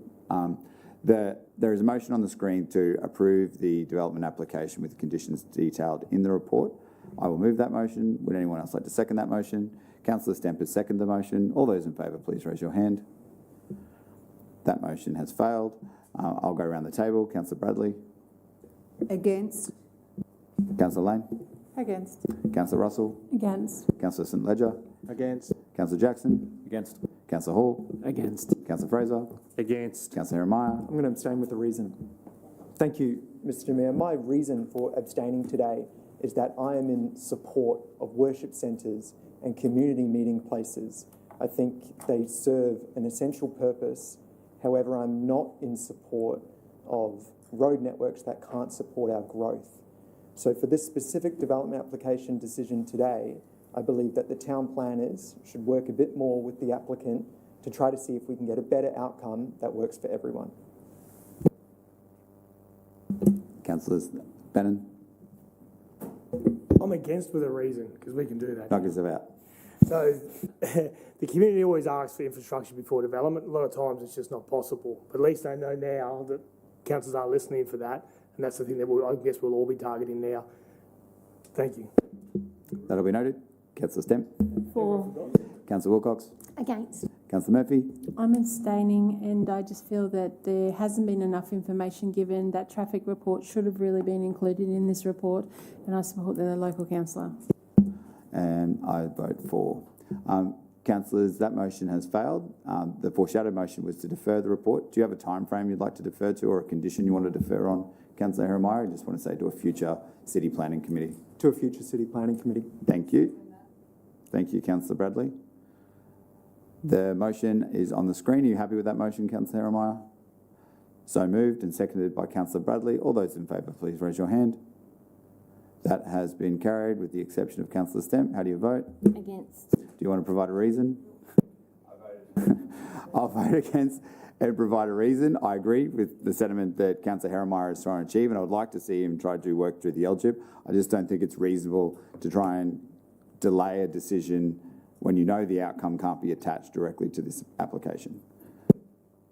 Well done, councillors. We have deferred that report to a future committee meeting. We'll now move on to Logan 20. Thank you very much, staff, and I appreciate the time you took to answer those questions. We'll now move on to item 11.2, which is the Logan 2075 vision. I will call Bridget Rogan, who is the Acting Executive General Manager of Sustainability, Growth in the Economy, to come and speak to the report.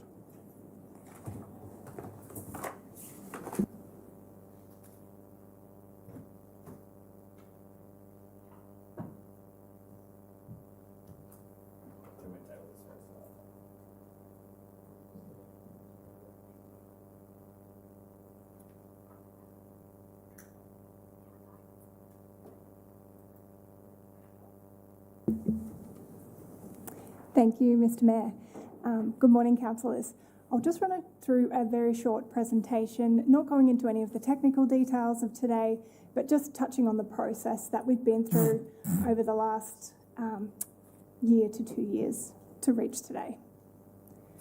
So essentially what we're asking councillors to do today is endorse the 7 goals and measures that are outlined in the vision document, Logan 2075.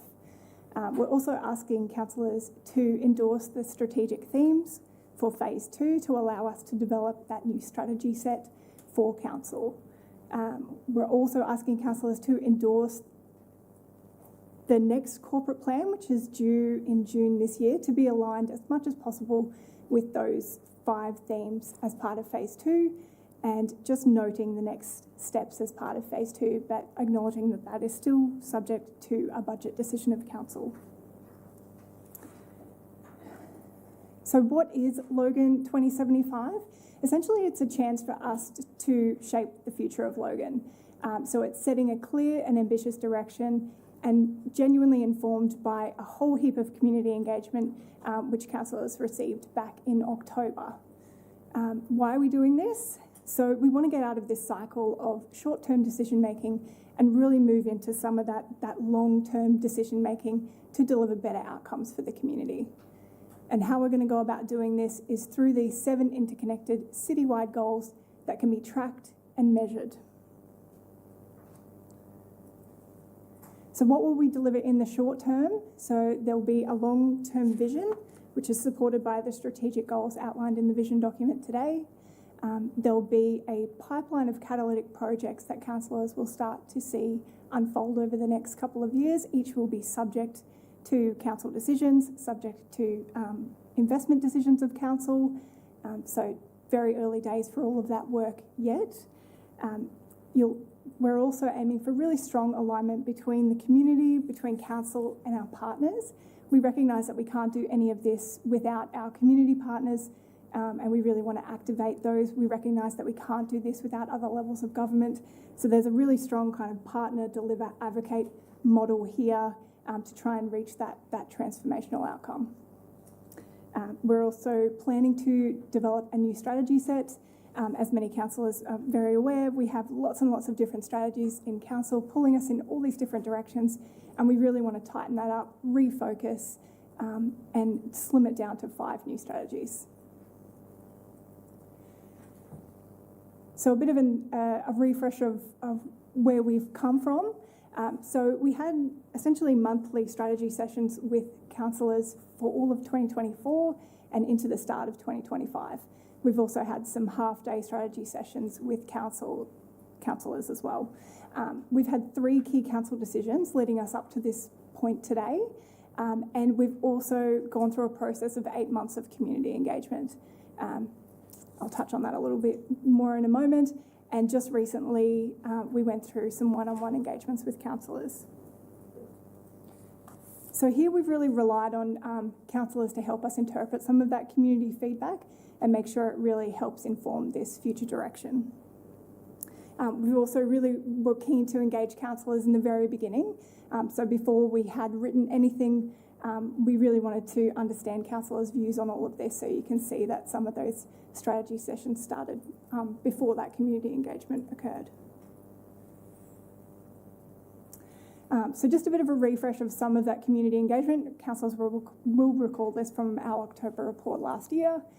We pulled together a community reference panel who spent a day with us a month for 7 months. So really deep engagement, lots of complex issues put on the table, really effective way to kind of delve really deep into how the community feels about things. Surveys, you tend to get these kind of yes or no responses, whereas we really got to ask why they felt certain ways. So really effective way to help inform the work that we're presenting to you today. We also thought it was really important to engage kids and youth in this process. They really, because we're thinking so far in the future, this is their future. So we really want to make sure we capture their feedback. And we're really keen to keep that relationship going with youth and make sure they continue to inform strategy as we develop it as an organisation. Business was a really key stakeholder in this. There's a lot of economics in here for those that were interested in the economics report. So business was a really key stakeholder for us. We also had a Have Your Say survey so that we could touch anyone in the city who was really keen to be involved.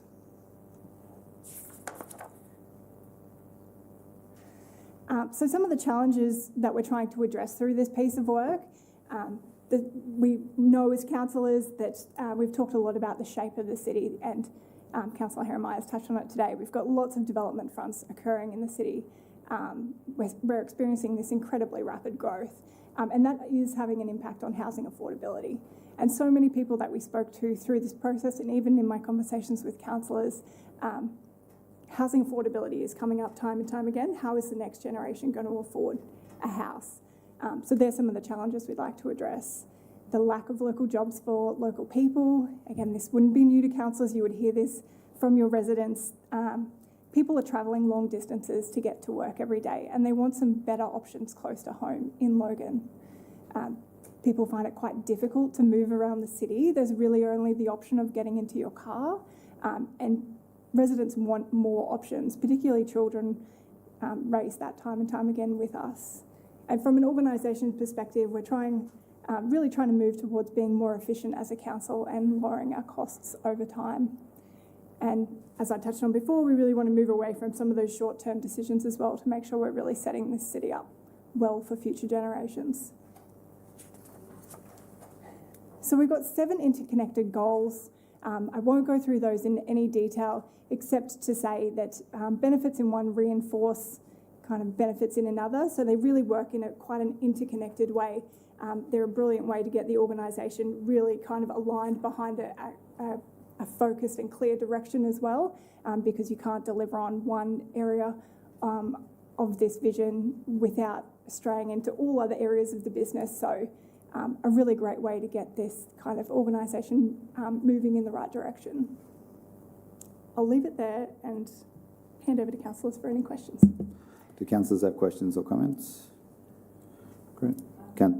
Councillor, I'll start with Councillor Russell. I've got myself on the list somewhere, but I'll begin with Councillor Russell. If other councillors think of something they'd like to add, they're welcome to. Thanks very much, Mr. Mayor. A comment. I wish that the health and wellbeing of Logan's children were more prominently featured in this vision. Evidence shows that the development benchmarks of Logan's children are going downhill, like year in year, it just keeps going downhill. I can see places in this document where improvements could occur. I can see where it connects. However, from my professional experience, I don't think that better outcomes for children occurs without intention and focus. Might there be an opportunity for an 8th goal to be included in the future if it becomes apparent that the current ones don't adequately cover the outcomes of children's needs? Through the chair, that is possible, but I would say we could do it in a lot more depth if we touch on it through the next strategy development phase. This is incredibly high level at this stage, so I think this is something that we can really work through as soon as we kind of get into the next phase of work in a much deeper level. I appreciate that, Bridget, I really do. Either way, I wish to work with the organisation to support an increased inclusion of supporting children's developmental needs. But I'm not going to throw the baby out with the water, pun intended. I think this is an excellent piece of work, and I'm really excited about the long-term city planning to transform Logan. I'd just really love to see something like more hard in text about how that will be about children directly, not necessarily about how helping adults might have flow-on effect to children. Thanks very much. Thanks, Councillor Russell. Do you think you'd be in favour of, it's probably a question without notice, so not fair to put you on the spot, in the Everyone Thrives goal, do you reckon there's room for a project in there that specifically targets children? And that would address your like concern that there wasn't something, because the next phase will be projects and specific interventions that we want to do to deliver on these goals. And I reckon the Everyone Thrive one, if you put kids in there, that's going to be a great spot for them to lock in. Yep.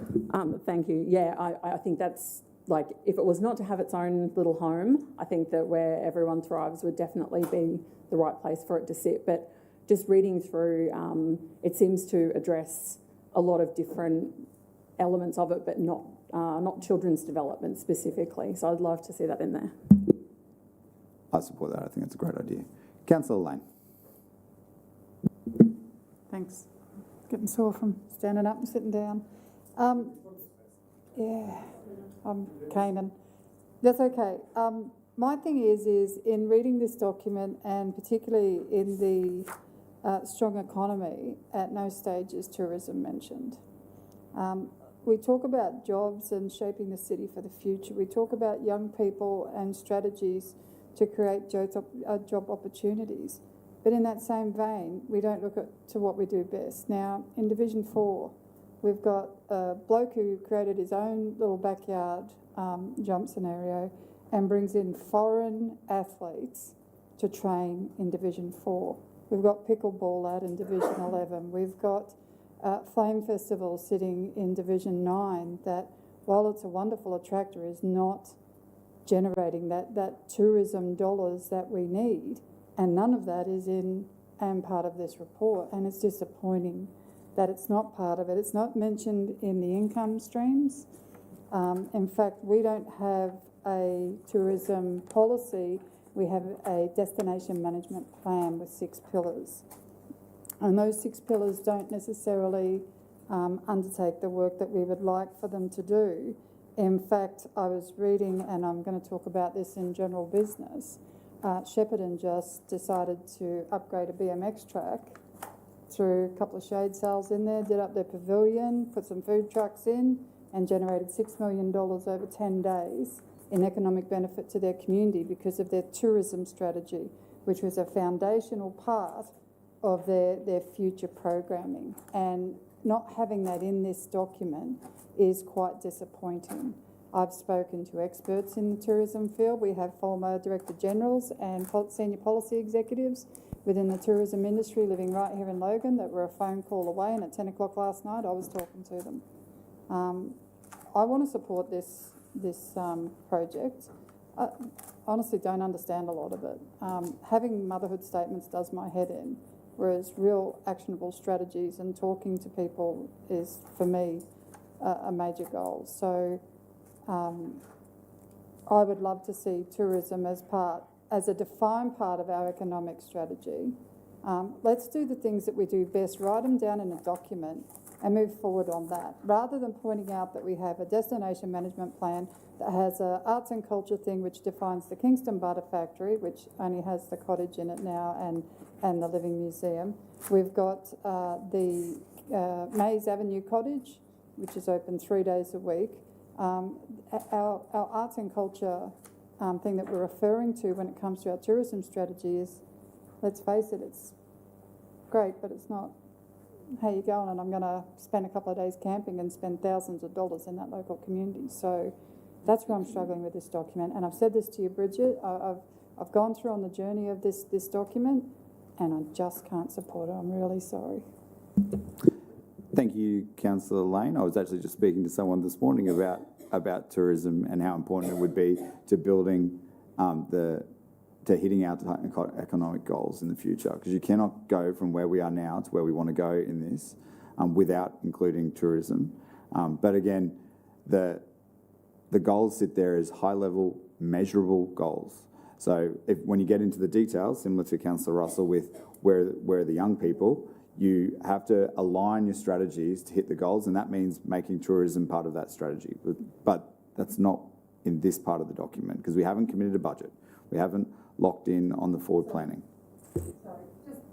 Interrupt there, Mr Mayor. We've actually changed the strategy already of council on the basis of this document. This is not something new. This is not where we haven't already started working on different things. We've actually realigned part of the organisation based on what the future is of Transform Logan. So this is not, let's build it from here. We've already got a baseline for which we are going to be projecting from. This is, sorry, but this is not just an overarching thing that we're going to start building from. We've already done part of that work. And the organisation is looking at this as how are we going to align the different departments to actually conform to this. So we're well underway on that. Well underway on that. Sorry, I just... But we haven't done any, yep, you can, one sec. But we haven't done any of the strategic, we haven't changed any of those strategies, and you're right about the destination management plan. I agree with you about what you've said there, that it talks about destinations rather than how you're going to generate actual economic outcomes from it, which creates local jobs and brings external money into our city. I agree with you on all of that, because those strategies are from a previous administration and previous time where we didn't have an overarching North Star to point to and work towards, and that is what this will give us, so that when we're making those tough decisions about do you put rates up to invest more in tourism, you can say yes, because we can see how it's going to feed into our long-term economic goal, right? But at the moment, we don't have that. We don't have the big goal that we're going to measure and benchmark and explain to the community, but once we do, it makes it so much easier to make those decisions. And I can feel the CEO itching to respond to the realignment of the organisation, so I'll give him a chance to do that. Thanks, Mr Mayor. Just on the organisational realignment, whether or not this existed or not, we still would have made those organisational changes, because there was, when I arrived here, there was some duplication in the organisation, and there was functions within the organisation which didn't make sense where they were aligned. And so we've made those changes to better align the organisation and make it more efficient, as was stated when we made those organisational changes. What's proposed now is about a set of goals. You talked about, I want to see tourism in the tourism strategy. That is the next phase after this. In terms of what you're being asked to adopt today is purely the goals and the measures. And within the strong economy goal, for example, it talks about that there should be priority industry clusters that align to Logan's strengths, and one of them should be tourism. There's a lot of great outdoor spaces here, a lot of recreational opportunities, and tourism is one of those potential strengths. That would be captured in the strategy, the economic strategy, which comes after this step. It's not this step, it's after this step. This step is purely the goals. And when you employed me 4 years ago, it feels like 7. Sorry about that. You said, make sure the organisation is delivering on what the city needs. And so for me to be able to do that, I need to, because we don't have excess money, we don't have unlimited resources, is to align as much as possible the organisation towards where council wants to go. Council gets to set these goals, and this would be the day that it gets to set the goals for the organisation. And then I can align it towards maximising the resources we have towards getting to those goals. It allows an organisation which is, 30 different businesses to know where their North Star is and know what they're supposed to be trying to align towards. It makes my job of trying to manage that business, that organisation, so much easier if there's clear goals set by the council, which is the purpose of this. Thank you, Mr CEO. Councillor Bannon, and then Councillor Heremiah, then Councillor Wilcox. Just so, then Bridget will tell me where it actually goes. So I 100% agree with the tourism and the events, but if we remember, we've done a major event strategy. So the Executive General Manager, geez, that's a mouthful, eh? So the EGM and Brad Page have gone through that with us, and we did an informal meeting on that, which is all about major tourism, to bring those tourism to the Supercross used to bring people from China across for it. So Brad Page has done that. It's actually it's in the budget documents. So we have got a strategy to bring tourism in already, major events to bring the tourism in. So but there's a lot in this, and when we misplaced stuff, but that's we've already addressed all that. And Bridget, you'll obviously tell me, is that going to city shape and mobility, or where that fits inside those 7 silos? But we've already addressed that, and I think just we've let that slip with all the reading that we're doing at the moment. So not being offensive, just it's already in there.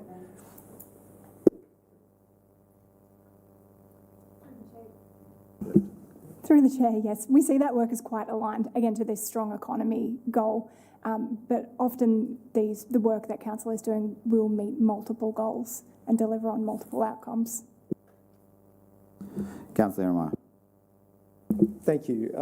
Looking at back to what we're voting on today, the item 1 and 4 are important. So start with item 4, quote, that the next steps for Transform Logan, including the delivery of phase 2, subject to the next financial year budget, be noted.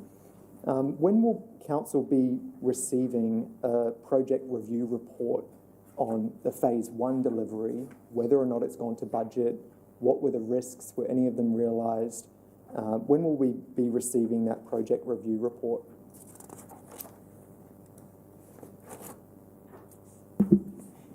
I'd be happy to bring a report back in June to councillors to consider that.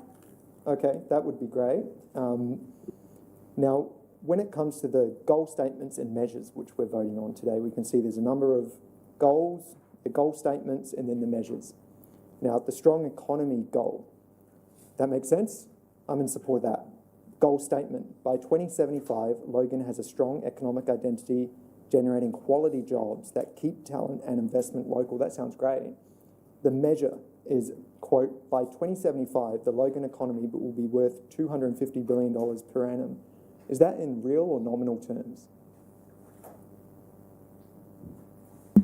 That's in nominal terms. So how that measure was derived was the current trajectory of the Logan economy is on a particular trajectory, and the goal is to effectively triple what it otherwise would get to. So the continuation of large logistics warehouses where there's a large amount of land consumed for a particular amount of employment, for example.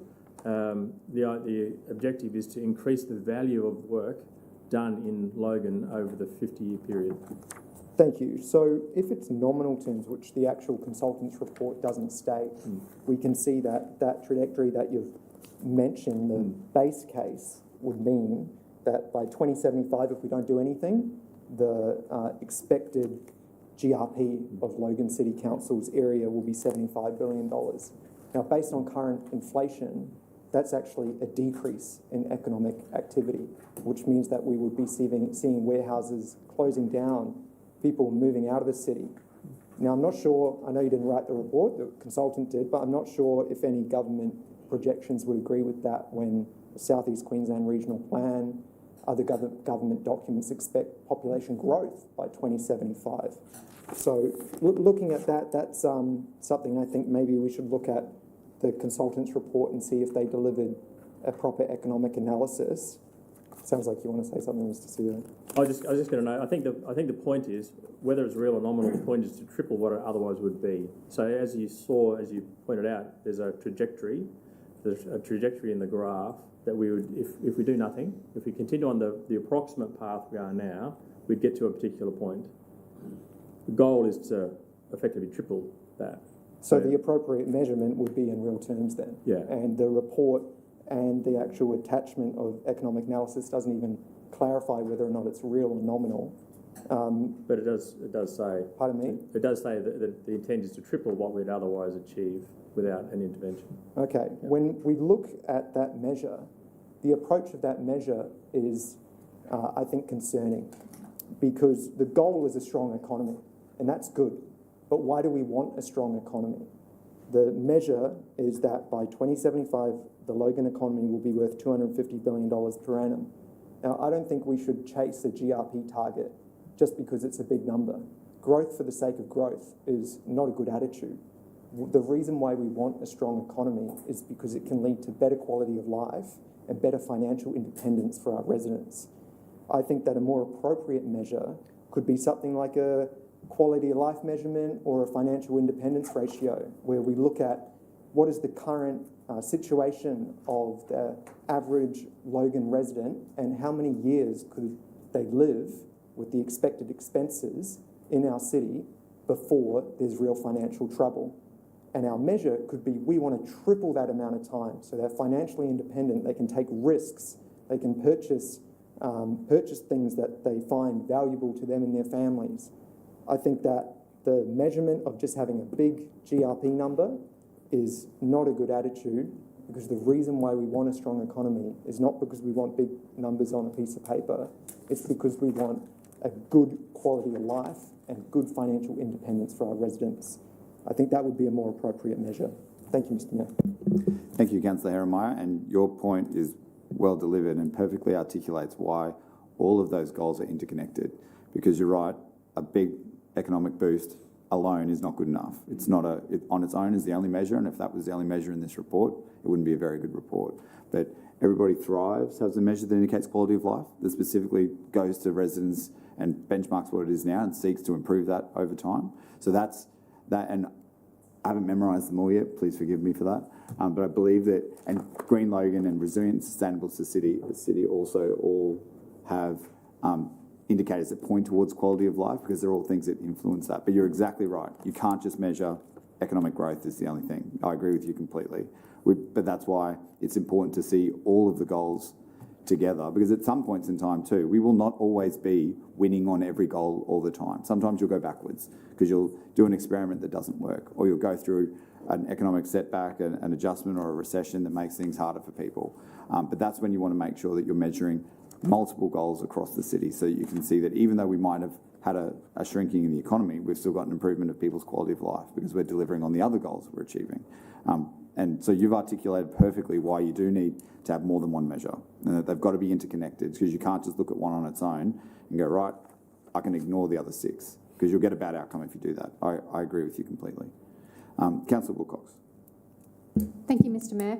I want to begin today by acknowledging the significant work that's gone into this report. Transform Logan and the Logan 2075 vision is ambitious, thoughtful and clearly well-intentioned. Thank you to all the staff involved in the delivery of this, especially Bridget and her team. Long-term planning is important, and I respect the effort to articulate what kind of city Logan could become over the next 50 years. However, intention alone is not enough. Today, I will be voting against this report, not because I oppose planning for the future, but because I do not believe this plan adequately responds to what's happening in our city right now, particularly in the west of Logan. I'd like to thank Councillor Lane for just raising tourism as well. I know it's something I'm very passionate about in the city, same as Philip Tanner, who's from Division 11, and he's sitting in the audience today. I know that we have less than 1% of our rates going into tourism, and I've got pickleball that's about to come on. I've got 17 courts purpose-built for pickleball, and with that will bring tourism, it will bring tournaments, and it will bring festivals into the city. So thank you, Councillor Lane, for raising that. We can all agree that Logan's population is growing and will continue to grow, but where we differ is on the growth, where the growth is actually occurring and will continue to occur. It's already occurring, and very rapidly, in the west of the city, especially in Greater Flagstone PDA. These are not future growth areas, they are current communities accommodating tens of thousands of residents today and in years to come. Yet when I read this report, I'm left asking how those communities truly fit in with this vision. On page 259, the report talks about investing early in programs, services and infrastructure that consider the needs of our youngest residents to ensure children are given the best possible start to life in Logan. It's an aspiration that I fully support. But let's be honest about where the families and the young children are moving into today. The new families, the fastest growing population growth, they're overwhelmingly in the west of the city. This is shown and it's evidenced in ECQ data and population ID data. Division 11 is nearly 20% over ECQ quota since 2020, and the broader infrastructure upgrades required, services, transport and employment opportunities are not keeping pace. On page 260 of the report, it refers to 60% of Logan residents leaving the city for work each day. In Division 11, I believe that figure is significantly higher, probably somewhere between 70 to 90%. It's not a reflection of community choice, it's a reflection of limited local employment opportunities, limited higher education pathways, and limited transport connectivity. The report challenges us to rethink our historic reliance on car-based transport. But residents in Division 11 and the Western growth areas cannot make that shift today because the public and active transport networks simply are not reliable, frequent or connected enough to get people to work, university, appointments, and even our school buses are unreliable and often not picking up children waiting on the side of the road. I cannot ask communities to change behaviour without first providing realistic alternatives. I totally understand the argument for focusing growth around transport nodes and existing centres, but the uncomfortable truth is that it's not how the growth is currently occurring in Logan.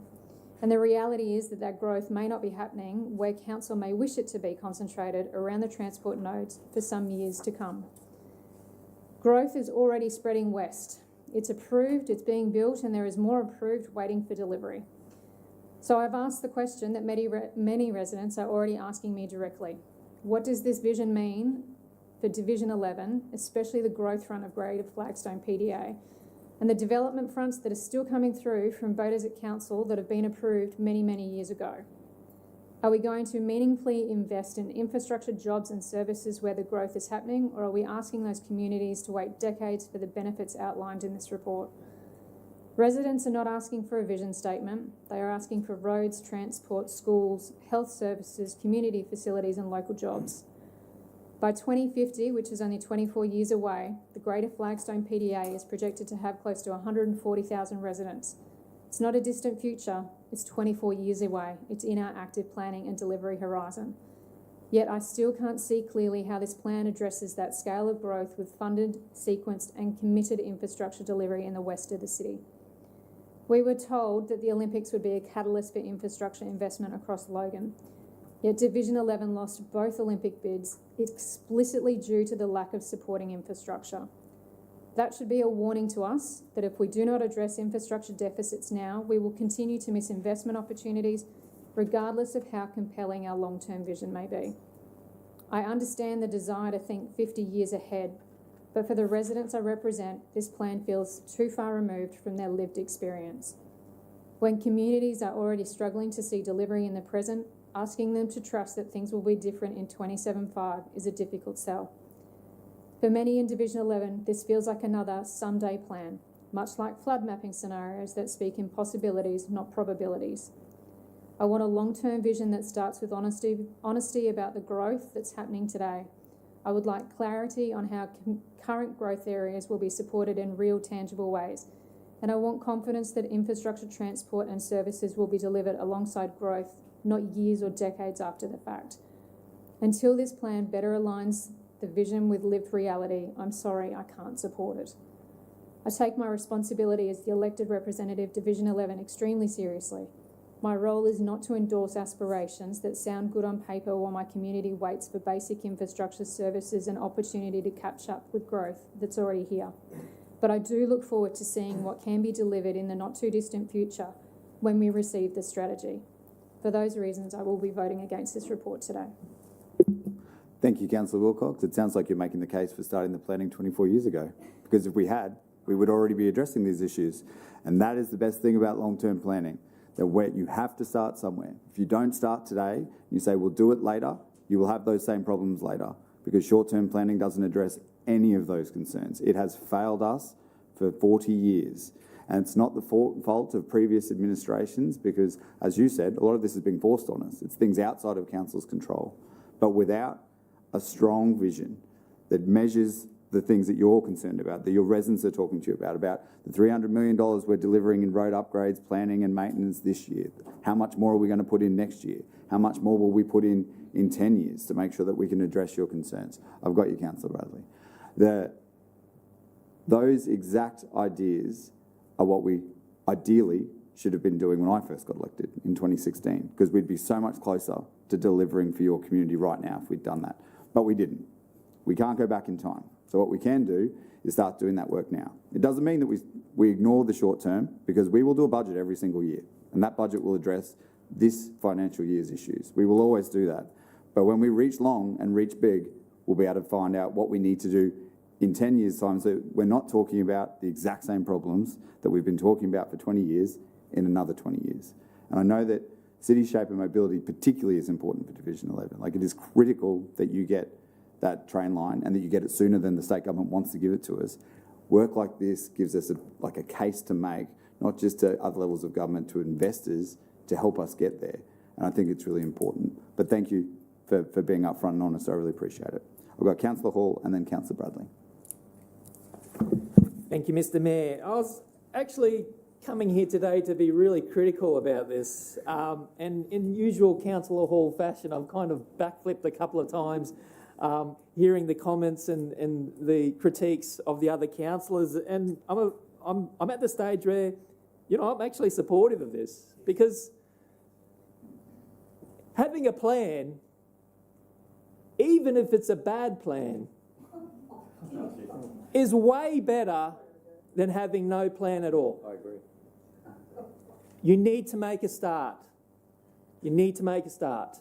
And we can make a start here today. So if we want to get to that destination of where we want to go, we need to start planning for it now so we can have it in 75 years. Now, I could quite easily stand up and say, I was elected to represent my residents for the now, for the here, for the now. But you know what? Hopefully, if I continue to get elected, I'll have those people to look after in the future. And I'd like to have a safe future for them 75 years from now. So I'd say let's give it a go. I know that we've got some of the brightest talent, some of the best talent in southeast Queensland in front of us. I've seen them deliver projects which I was very doubtful for, but they pulled it together. That's the amazing team that Logan City Council has, and I'm prepared to have a bit of trust in you guys, a bit of faith that you're going to pull this across and give us a nice roadmap into the future. Thank you. Thank you, Councillor Hall. Councillor Bradley. I don't know how you feel about it. I am very grateful for the light that has just been shone. Thank you very much for that, Councillor Hall. I really wanted to stand up and thank Bridget and your team for all your hard work on this subject. I know it's a passion of the Mayor, with him replying to everyone's statements and questions and whatever. He's very passionate about transforming, particularly Logan Central, I understand from all the media, etc. But I just wanted to ask Bridget if you could go through the recommendations which are on page 251. What exactly are we voting on today, please?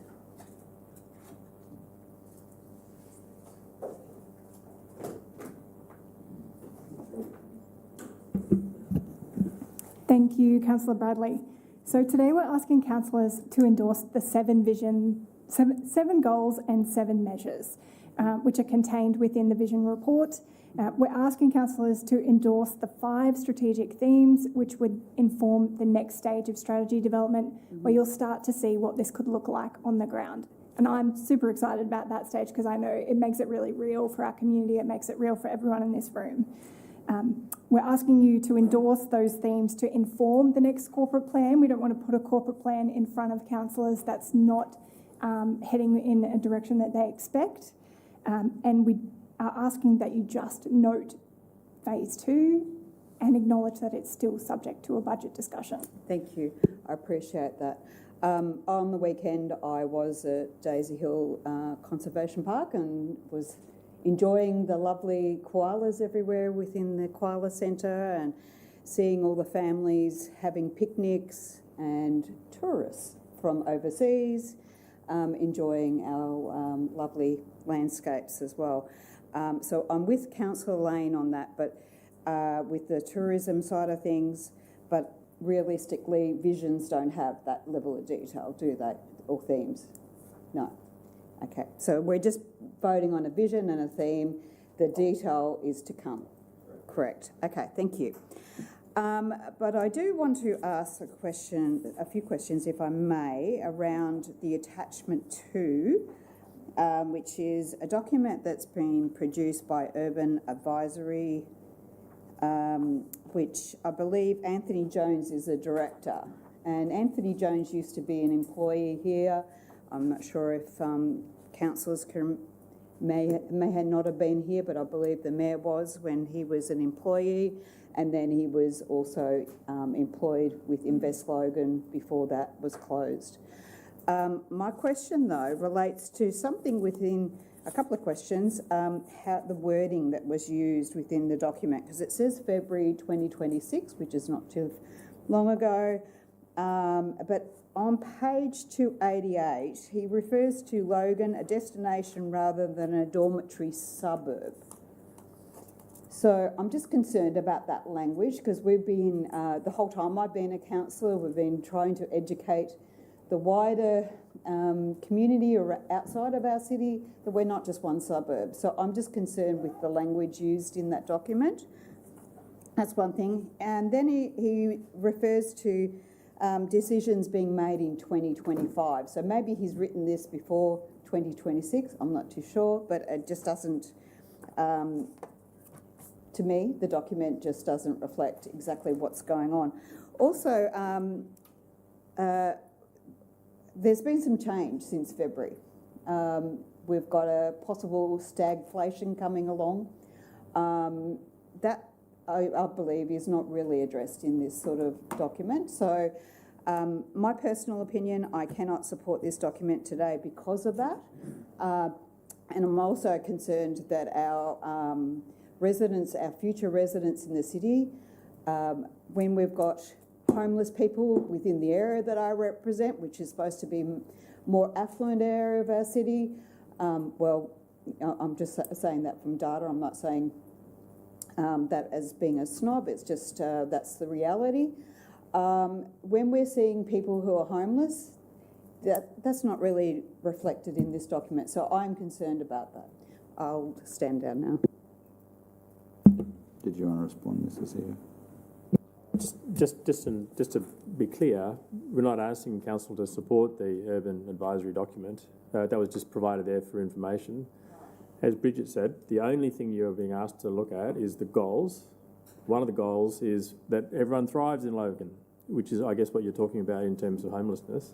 So we're asking council to support those goals and measures and those strategic themes for use in the strategy development and the corporate report.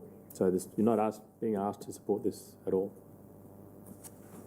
Thank you, Mr. CEO, for clarifying, but I just am concerned that the document is there. Thank you.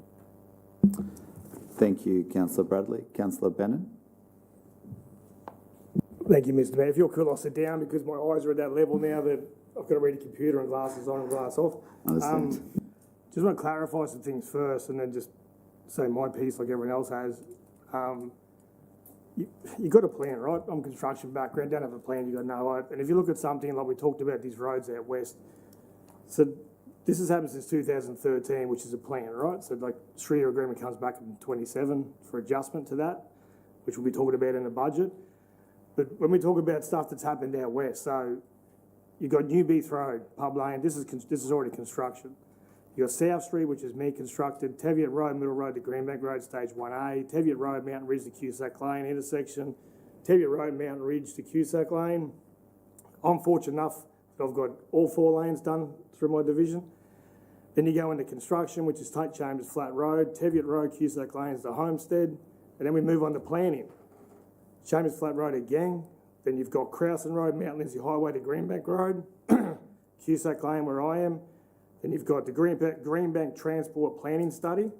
Then you've got Middle Stony Camp Road, Teviot Interchange, Mountain Ridge Road, Paula Road to Teviot Road, New Beath Road, Pub Lane to Goodna Road, New Beath Road from McTaggart to Pub Lane, Teviot Road, Crouse Lane Extension to Scotts Lane to Hives, Teviot Road again from Greenbank to Crouse Lane Extension, Teviot Road, Scott Lane to Mountain Ridge Road. You've got plenty of roads coming because we planned ahead for it, which is how we got the multi-billion-dollar agreement from the 3-year agreement. And then we look at the construction. We want people to stop driving to work. So when people leave the city, which is the biggest thing you pushed at the start, is you didn't want people driving away from Logan to go to work. Hence comes through Berrinba.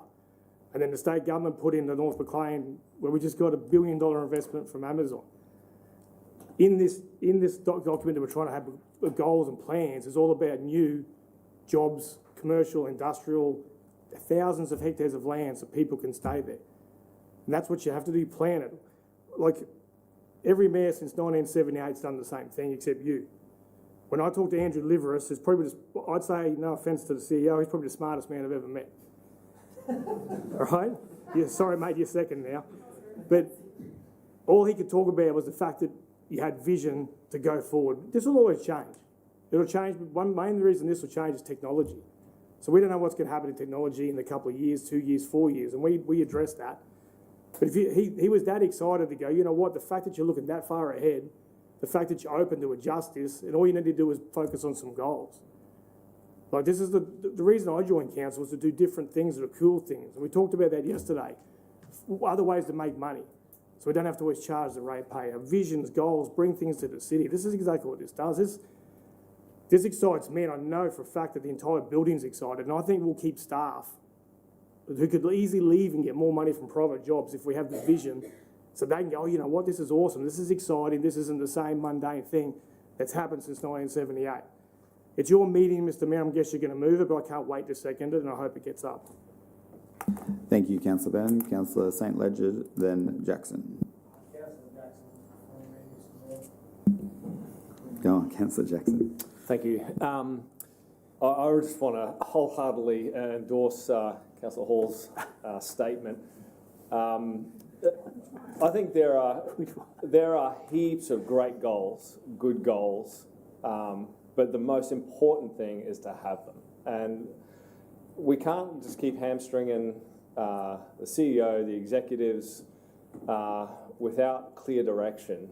They're just going to keep doing what we scream next about in these decisions. If we make these big decisions, it actually makes today's decisions even more important. If we can set our far-out goals out in the distance, it elevates the importance of every decision we make today. And I just think these are good goals. I know there's various opinions as to whether they're great, good, or maybe some bad ones in there. But it's so important to have these goals to set the organisation, to empower the leadership, to do what it is we've employed them to do. So I endorse it. Amen. Thank you, Councillor Jackson. Councillor St Ledger. Thank you, Mr Mayor. I like to try and simplify things really simply. We want to get ourselves in shape as the council. If you want to get yourself in shape personally, you set your goal. I want to get myself fit. I want to get myself in shape, and everything else comes under that. So right now we're saying, hey, let's get ourselves fit. Let's really make this as a council and move forward and have those goals as a starting point. Exactly like Councillor Bannon said, that's going to change. Things are going to adapt and we'll change those. But if those goals remain the same and that we're all driving in that same direction, it means great things for the city. That's wrong. Thank you, Councillor St Ledger. I will wrap it up and then I'll put the motion to the floor to test the vote. So everyone's heard me talk about Logan being the youngest, the fastest growing and most diverse city in Queensland. Most of you are sick of hearing me say it. I know that the media are. And those three things might sound like throwaway lines or quick stats, but they come with huge responsibility. And you've actually heard that from the different things that councillors have said today, that they're concerned about the challenges that we face and that they want us to do things now, but more importantly, to work towards a strategic long-term vision in the future. And when you've got so much potential, like Logan does, you have to make sure you don't waste it by just drifting along, by just hitting that potentially decreasing growth of only aiming for $75 billion of economic activity. And when I was in high school, and I'm sure other councillors have had this experience as well, my teachers would write on my report card, John has huge potential, if only he would apply himself. And Logan is that teenager. Logan is, and this is the moment where we get to show that we are ready to apply ourselves. That we apply ourselves, and we do that by setting really big, ambitious targets. Are they perfect? No. Can we add children? Can we add tourism? Yes. Can we add a bigger focus on public transport in the West? Definitely. And this idea that we're talking about today isn't something that I thought up of on my own. It was something that came from the community, because when I first wanted to run for mayor, I said to people, before I'd announced anything publicly, before I'd even mentioned the M word to anyone, I said, if you could change one thing about local government in Logan, what would you change? And almost everybody said, lower my rates. And they smiled and they said, no, but seriously, what I'd love to see is to get rid of short-term and reactive planning.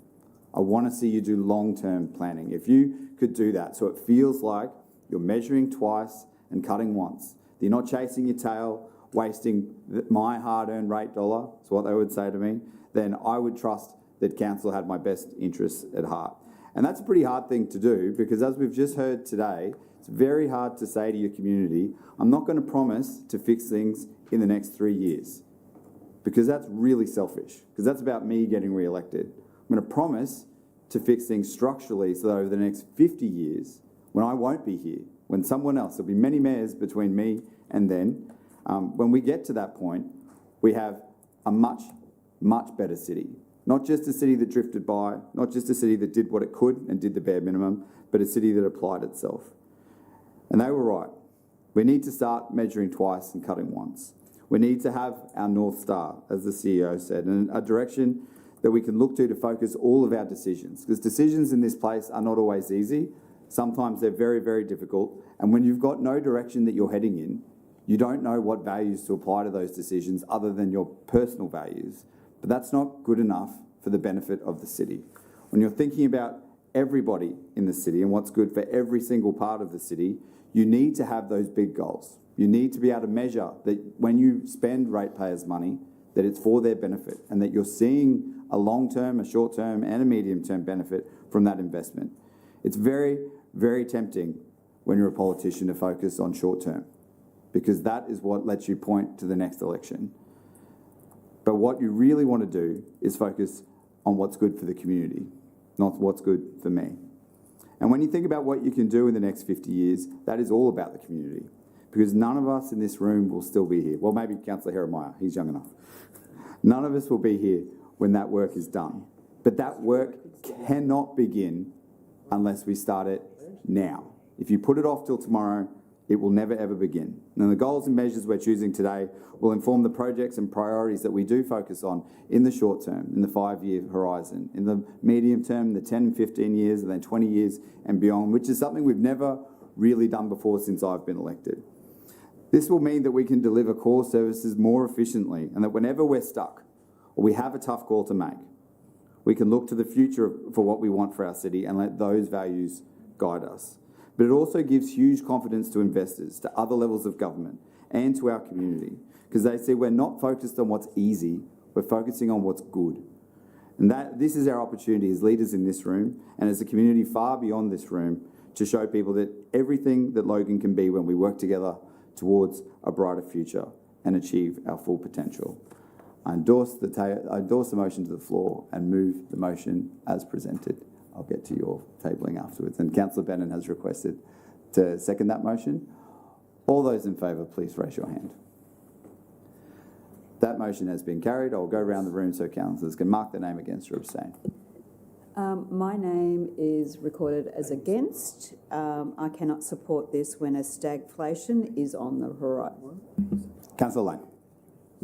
Thank you. I've heard all of the arguments here, and I'm very challenged and conflicted by my own set of thoughts on this. I am going to support it today, but I want to ensure that the organisation does not take this and use it as a baton to run.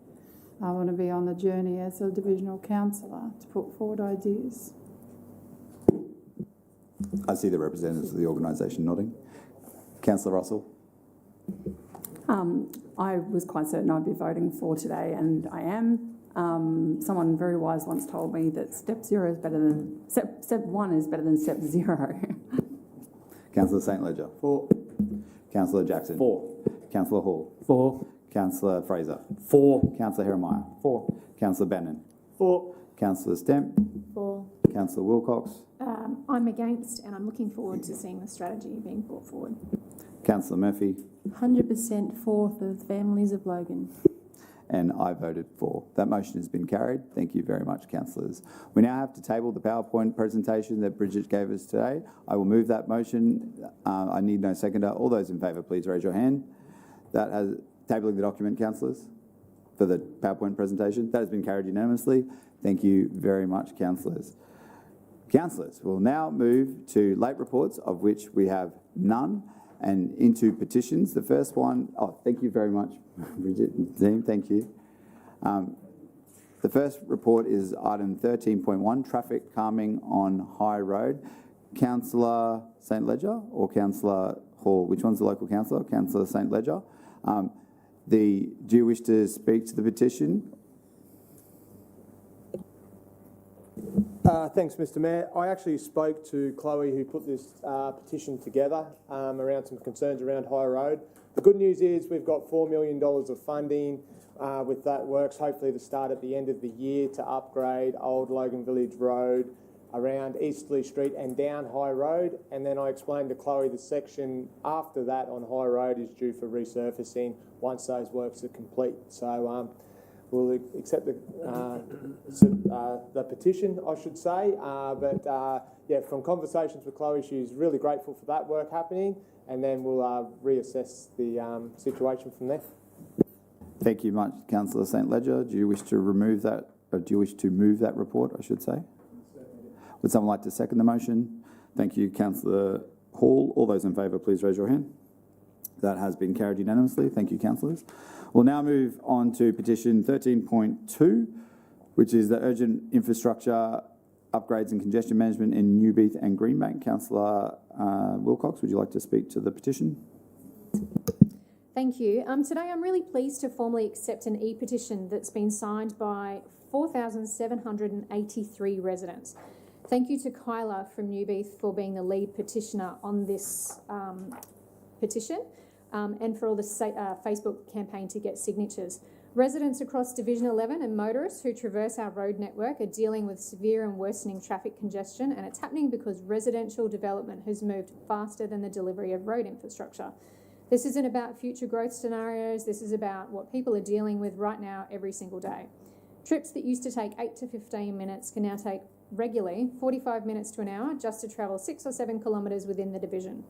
Congestion is no longer just about school drop-off or pick-up times. It's starting as early as 5 a.m, running right through peak periods, and it affects thousands of people who need to leave Division 11 to get to work, school, appointments, sport, you name it, they get stuck in traffic. And the reasons for this are clear, and residents know it. Continued density, housing growth across multiple estates, not enough road capacity and limited ways in and out of the area. And the impacts of this are very real. People are stressed about getting to work on time, protecting their income through no fault of their own. Students are spending far too much time sitting in cars, arriving late to school. I know that Parkridge State High had to hold buses on Monday morning because parents were so late getting their children to school drop-off for camp. They had to hold their buses. And parents are picking up kids early from school simply because they don't want to get stuck in traffic on the way home.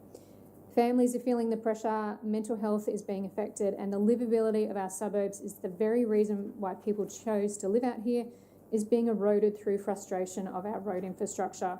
I'd like to thank Councillor Bannon for noting all of the roads projects that are on Council's website that I've advocated for since being elected in 2020. So since then, that design and planning has actually occurred.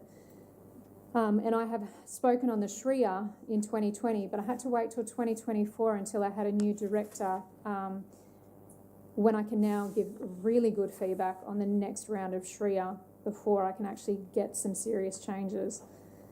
They are asking, people don't want excuses. They're asking for coordination, accountability and action. They want to see dual lanes on Teviot Road. They want to see stage 2 of the Teviot Road roundabout. They want to see Newbeath Road delivered. They want to see the school bypass delivered. They want to see Pub Lane intersection upgrade. This is what Division 11 residents want to see. And just a few minutes ago, we discussed Transform Logan, and they're the same questions that I have. What's the benefit for residents today, especially in the west of the city? What are we delivering for them? Strategies don't get parents to work on time, and vision statements don't clear intersections. Long-term plans don't fix congestion that is already choking our suburbs every single day. This petition does not demand the impossible. It calls for urgency, it calls for prioritisation, it calls for funding, for a clear, transparent pathway to immediate congestion relief alongside longer-term infrastructure planning. This week alone, and we're only on Wednesday, there have been 3 serious accidents with police closing roads, creating havoc in and amongst Greenbank and Newbeath, and creating 1 and 2 hour delays getting kids to school and to work because of single lanes in and out of our major 2 road corridors from the Newbeath Greenbank area. So on behalf of the 4,783 residents who put their name on this petition, I thank you. I will continue to advocate to council, state and federal for the infrastructure that we need now, not delivered in 3, 4, 5, 10 years' time, because that's simply too late. This petition has told me that the level of frustration in our community is palpable. It should be a clear signal to council that residents and motorists expect action and they expect upgrades to be delivered, especially since most of the planning has now been done. The designs have now been done. Because growth without infrastructure isn't progress, it's taking us backwards. I also don't want to touch on the petition numbers because transparency matters. Of the 4,783 signatures, only 2,254 were verified, 521 removed because of duplicates, and 2,002 were marked as unverified. That's nearly 50%. Ordinarily, I wouldn't be overly concerned about the unverified signatures, but 2,002 is a lot of signatures not verified. I can actually state in my own household, 2 out of 4 people received confirmation links. Zoe's was redirected somewhere else in the petition sphere, and the other one wasn't given a link on 2 separate occasions, which may explain why the duplicate signatures and the number of unverified entries, and why it may explain why multiple petitions on the same issue started appearing. Because of this, I emailed 2,002 people with unverified signatures, and so far I have received around 600 responses, and every single one has confirmed that they would like to be included in the signatories, but never received a confirmation link, or it sent them to somewhere else on the petitions page. So, on behalf of the 4,783 people who signed the e-petition, I'd like to thank you. And I would like to move the motion that's on the screen. Councillor Wilcox has moved the motion on the screen. Would someone like to second the motion? Councillor Bradley. All those in favour, please raise your hand. That has been carried. Thank you, councillors. We'll now move into consideration of notified motions. We have none. Clarifications in relation to matters arising outside of meetings. Do any councillors have any clarifications? No? Excellent. General business. Division 4 is April, so you can begin with general business. Take it away, Councillor St. Ledger. Thank you, Mr. Mayor. I'll be really quick today because it actually has nothing to do with council, but it is my lovely mother's birthday, and if I can give the young people that have sat through our 2-hour meeting today any advice, answer your phone when your mum calls and always call her back. So, happy birthday to my lovely mother. Thank you, Councillor St. Ledger. Councillor Jackson. I look forward to seeing as many people as possible at Logan Cup tomorrow from 8 till 5:30, celebrating Logan's best sporting endeavours. Thank you, Councillor Hall. Councillor Fraser. Councillor Jeremiah. Thank you, Mr. Mayor. I rise today to tell a story, and it's a story about a local bin. And this local bin has been through a real saga. It started off with a community member coming to me at one of our iconic mobile offices in Division 8 and saying that there's a real issue in a local park. The local park has become so popular that there is so much traffic into this local park. Unfortunately, a lot of rubbish is left over. And the resident mentioned to me a great idea that they just want a simple bin. A simple bin. Doesn't have to be a fancy bin, just a bin to make sure that when the park does get busy on weekends, people have a place to dump some of their trash. So what I did is I went to council after that mobile office and asked for a quote from the Parks Department. And they came back with a quote for a bin, and it was $7,800 for one bin. And I said, what? And I looked at it again. Can I get that again? What did you say? And said, is this a gold-plated bin? And they confirmed it was not a gold-plated bin. However, there are other products available that achieve the same purpose and are appropriate for that site. They came back with a quote for $2,800. And we looked at the design and looked at the products, we assessed all the options, and today we voted to approve funding for a quote of $750.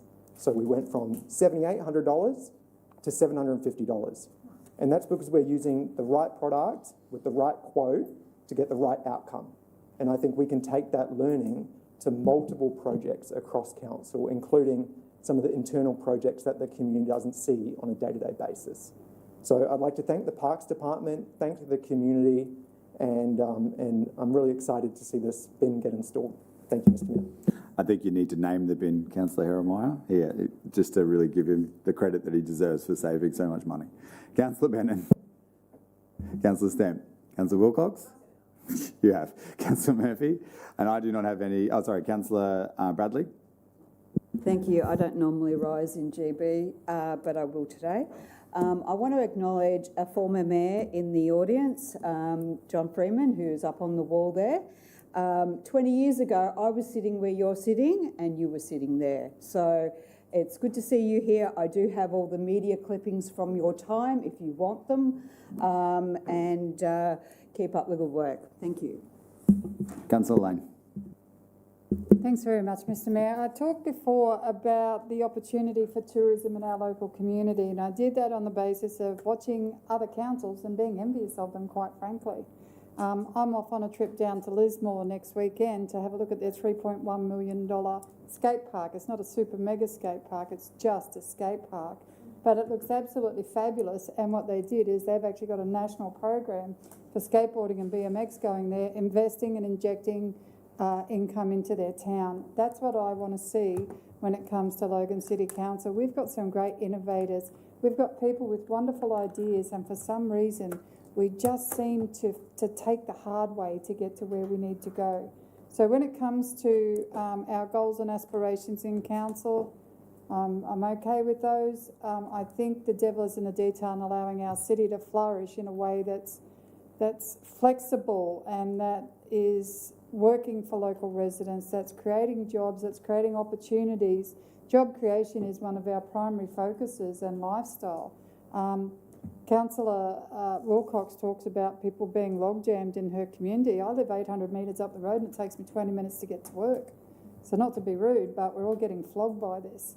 And we need ways to actually generate income in our local divisions, whether it's through pickleball, whether it's through a dinosaur park, or whatever it may be through. I'm really motivated to join with the community and small business to create opportunities in the future for Logan City Council and its residents in the tourism sphere. We've got 2032 coming up, and let's not mess about with it. Let's actually come up with some ideas. The councillors in this room and the staff are great idea generators, but we seem to get bogged down in risk and other challenges. And we've just got to look at that and say, if a township of 40,000 people can generate an income of $6 million over 10 days, sell out of thousands of burgers, accommodation gets flogged, why can't we do it? We're so much bigger. So that's the point I want to raise today. The other thing is on the 28th of May, Reconciliation Day is occurring at Woodridge State High School. That's a great celebration. It's going to be done in 2 phases. The first phase is 1 till 3 p.m. for families and kinder kids and elders, and the second phase is elders and students and adults. So if you have a mind to do it, pop into Woodridge State High School on the 28th of May for Reconciliation Day activities. Thank you. Thank you, Councillor Lane. Councillor Russell. Thanks, Mayor. I'm an ambassador for a national organisation called Epilepsy Action Australia, and I'd like to share with everybody today that there's actually currently a Senate inquiry underway. This is the opportunity for residents to be heard and to help share the future of care, support and policy relating to epilepsy. Submissions are open until May 15th, so we've still got a few weeks before it closes, and decision makers want to hear directly from people with lived experience. This isn't about surveys or signing a petition, this is about sharing real stories, real lived experience. So your experience can highlight the challenges, the gaps and the changes needed to improve outcomes for people living with epilepsy and people who live with people living with epilepsy right across Australia. If you'd like to participate, if anybody out there would like to participate or anyone knows someone who might want to participate, I highly encourage you to either Google Epilepsy Senate Inquiry, I'm sure it'll come up, or contact Epilepsy Action Australia, or if you just want to contact me, I'm really happy to point you in the right direction. Thanks. Thank you, Councillor Russell. There being no further general business, and I have none of my own, I'll declare the meeting closed at 12:28 p.m. Thank you very much, councillors and member of the gallery, for your patience.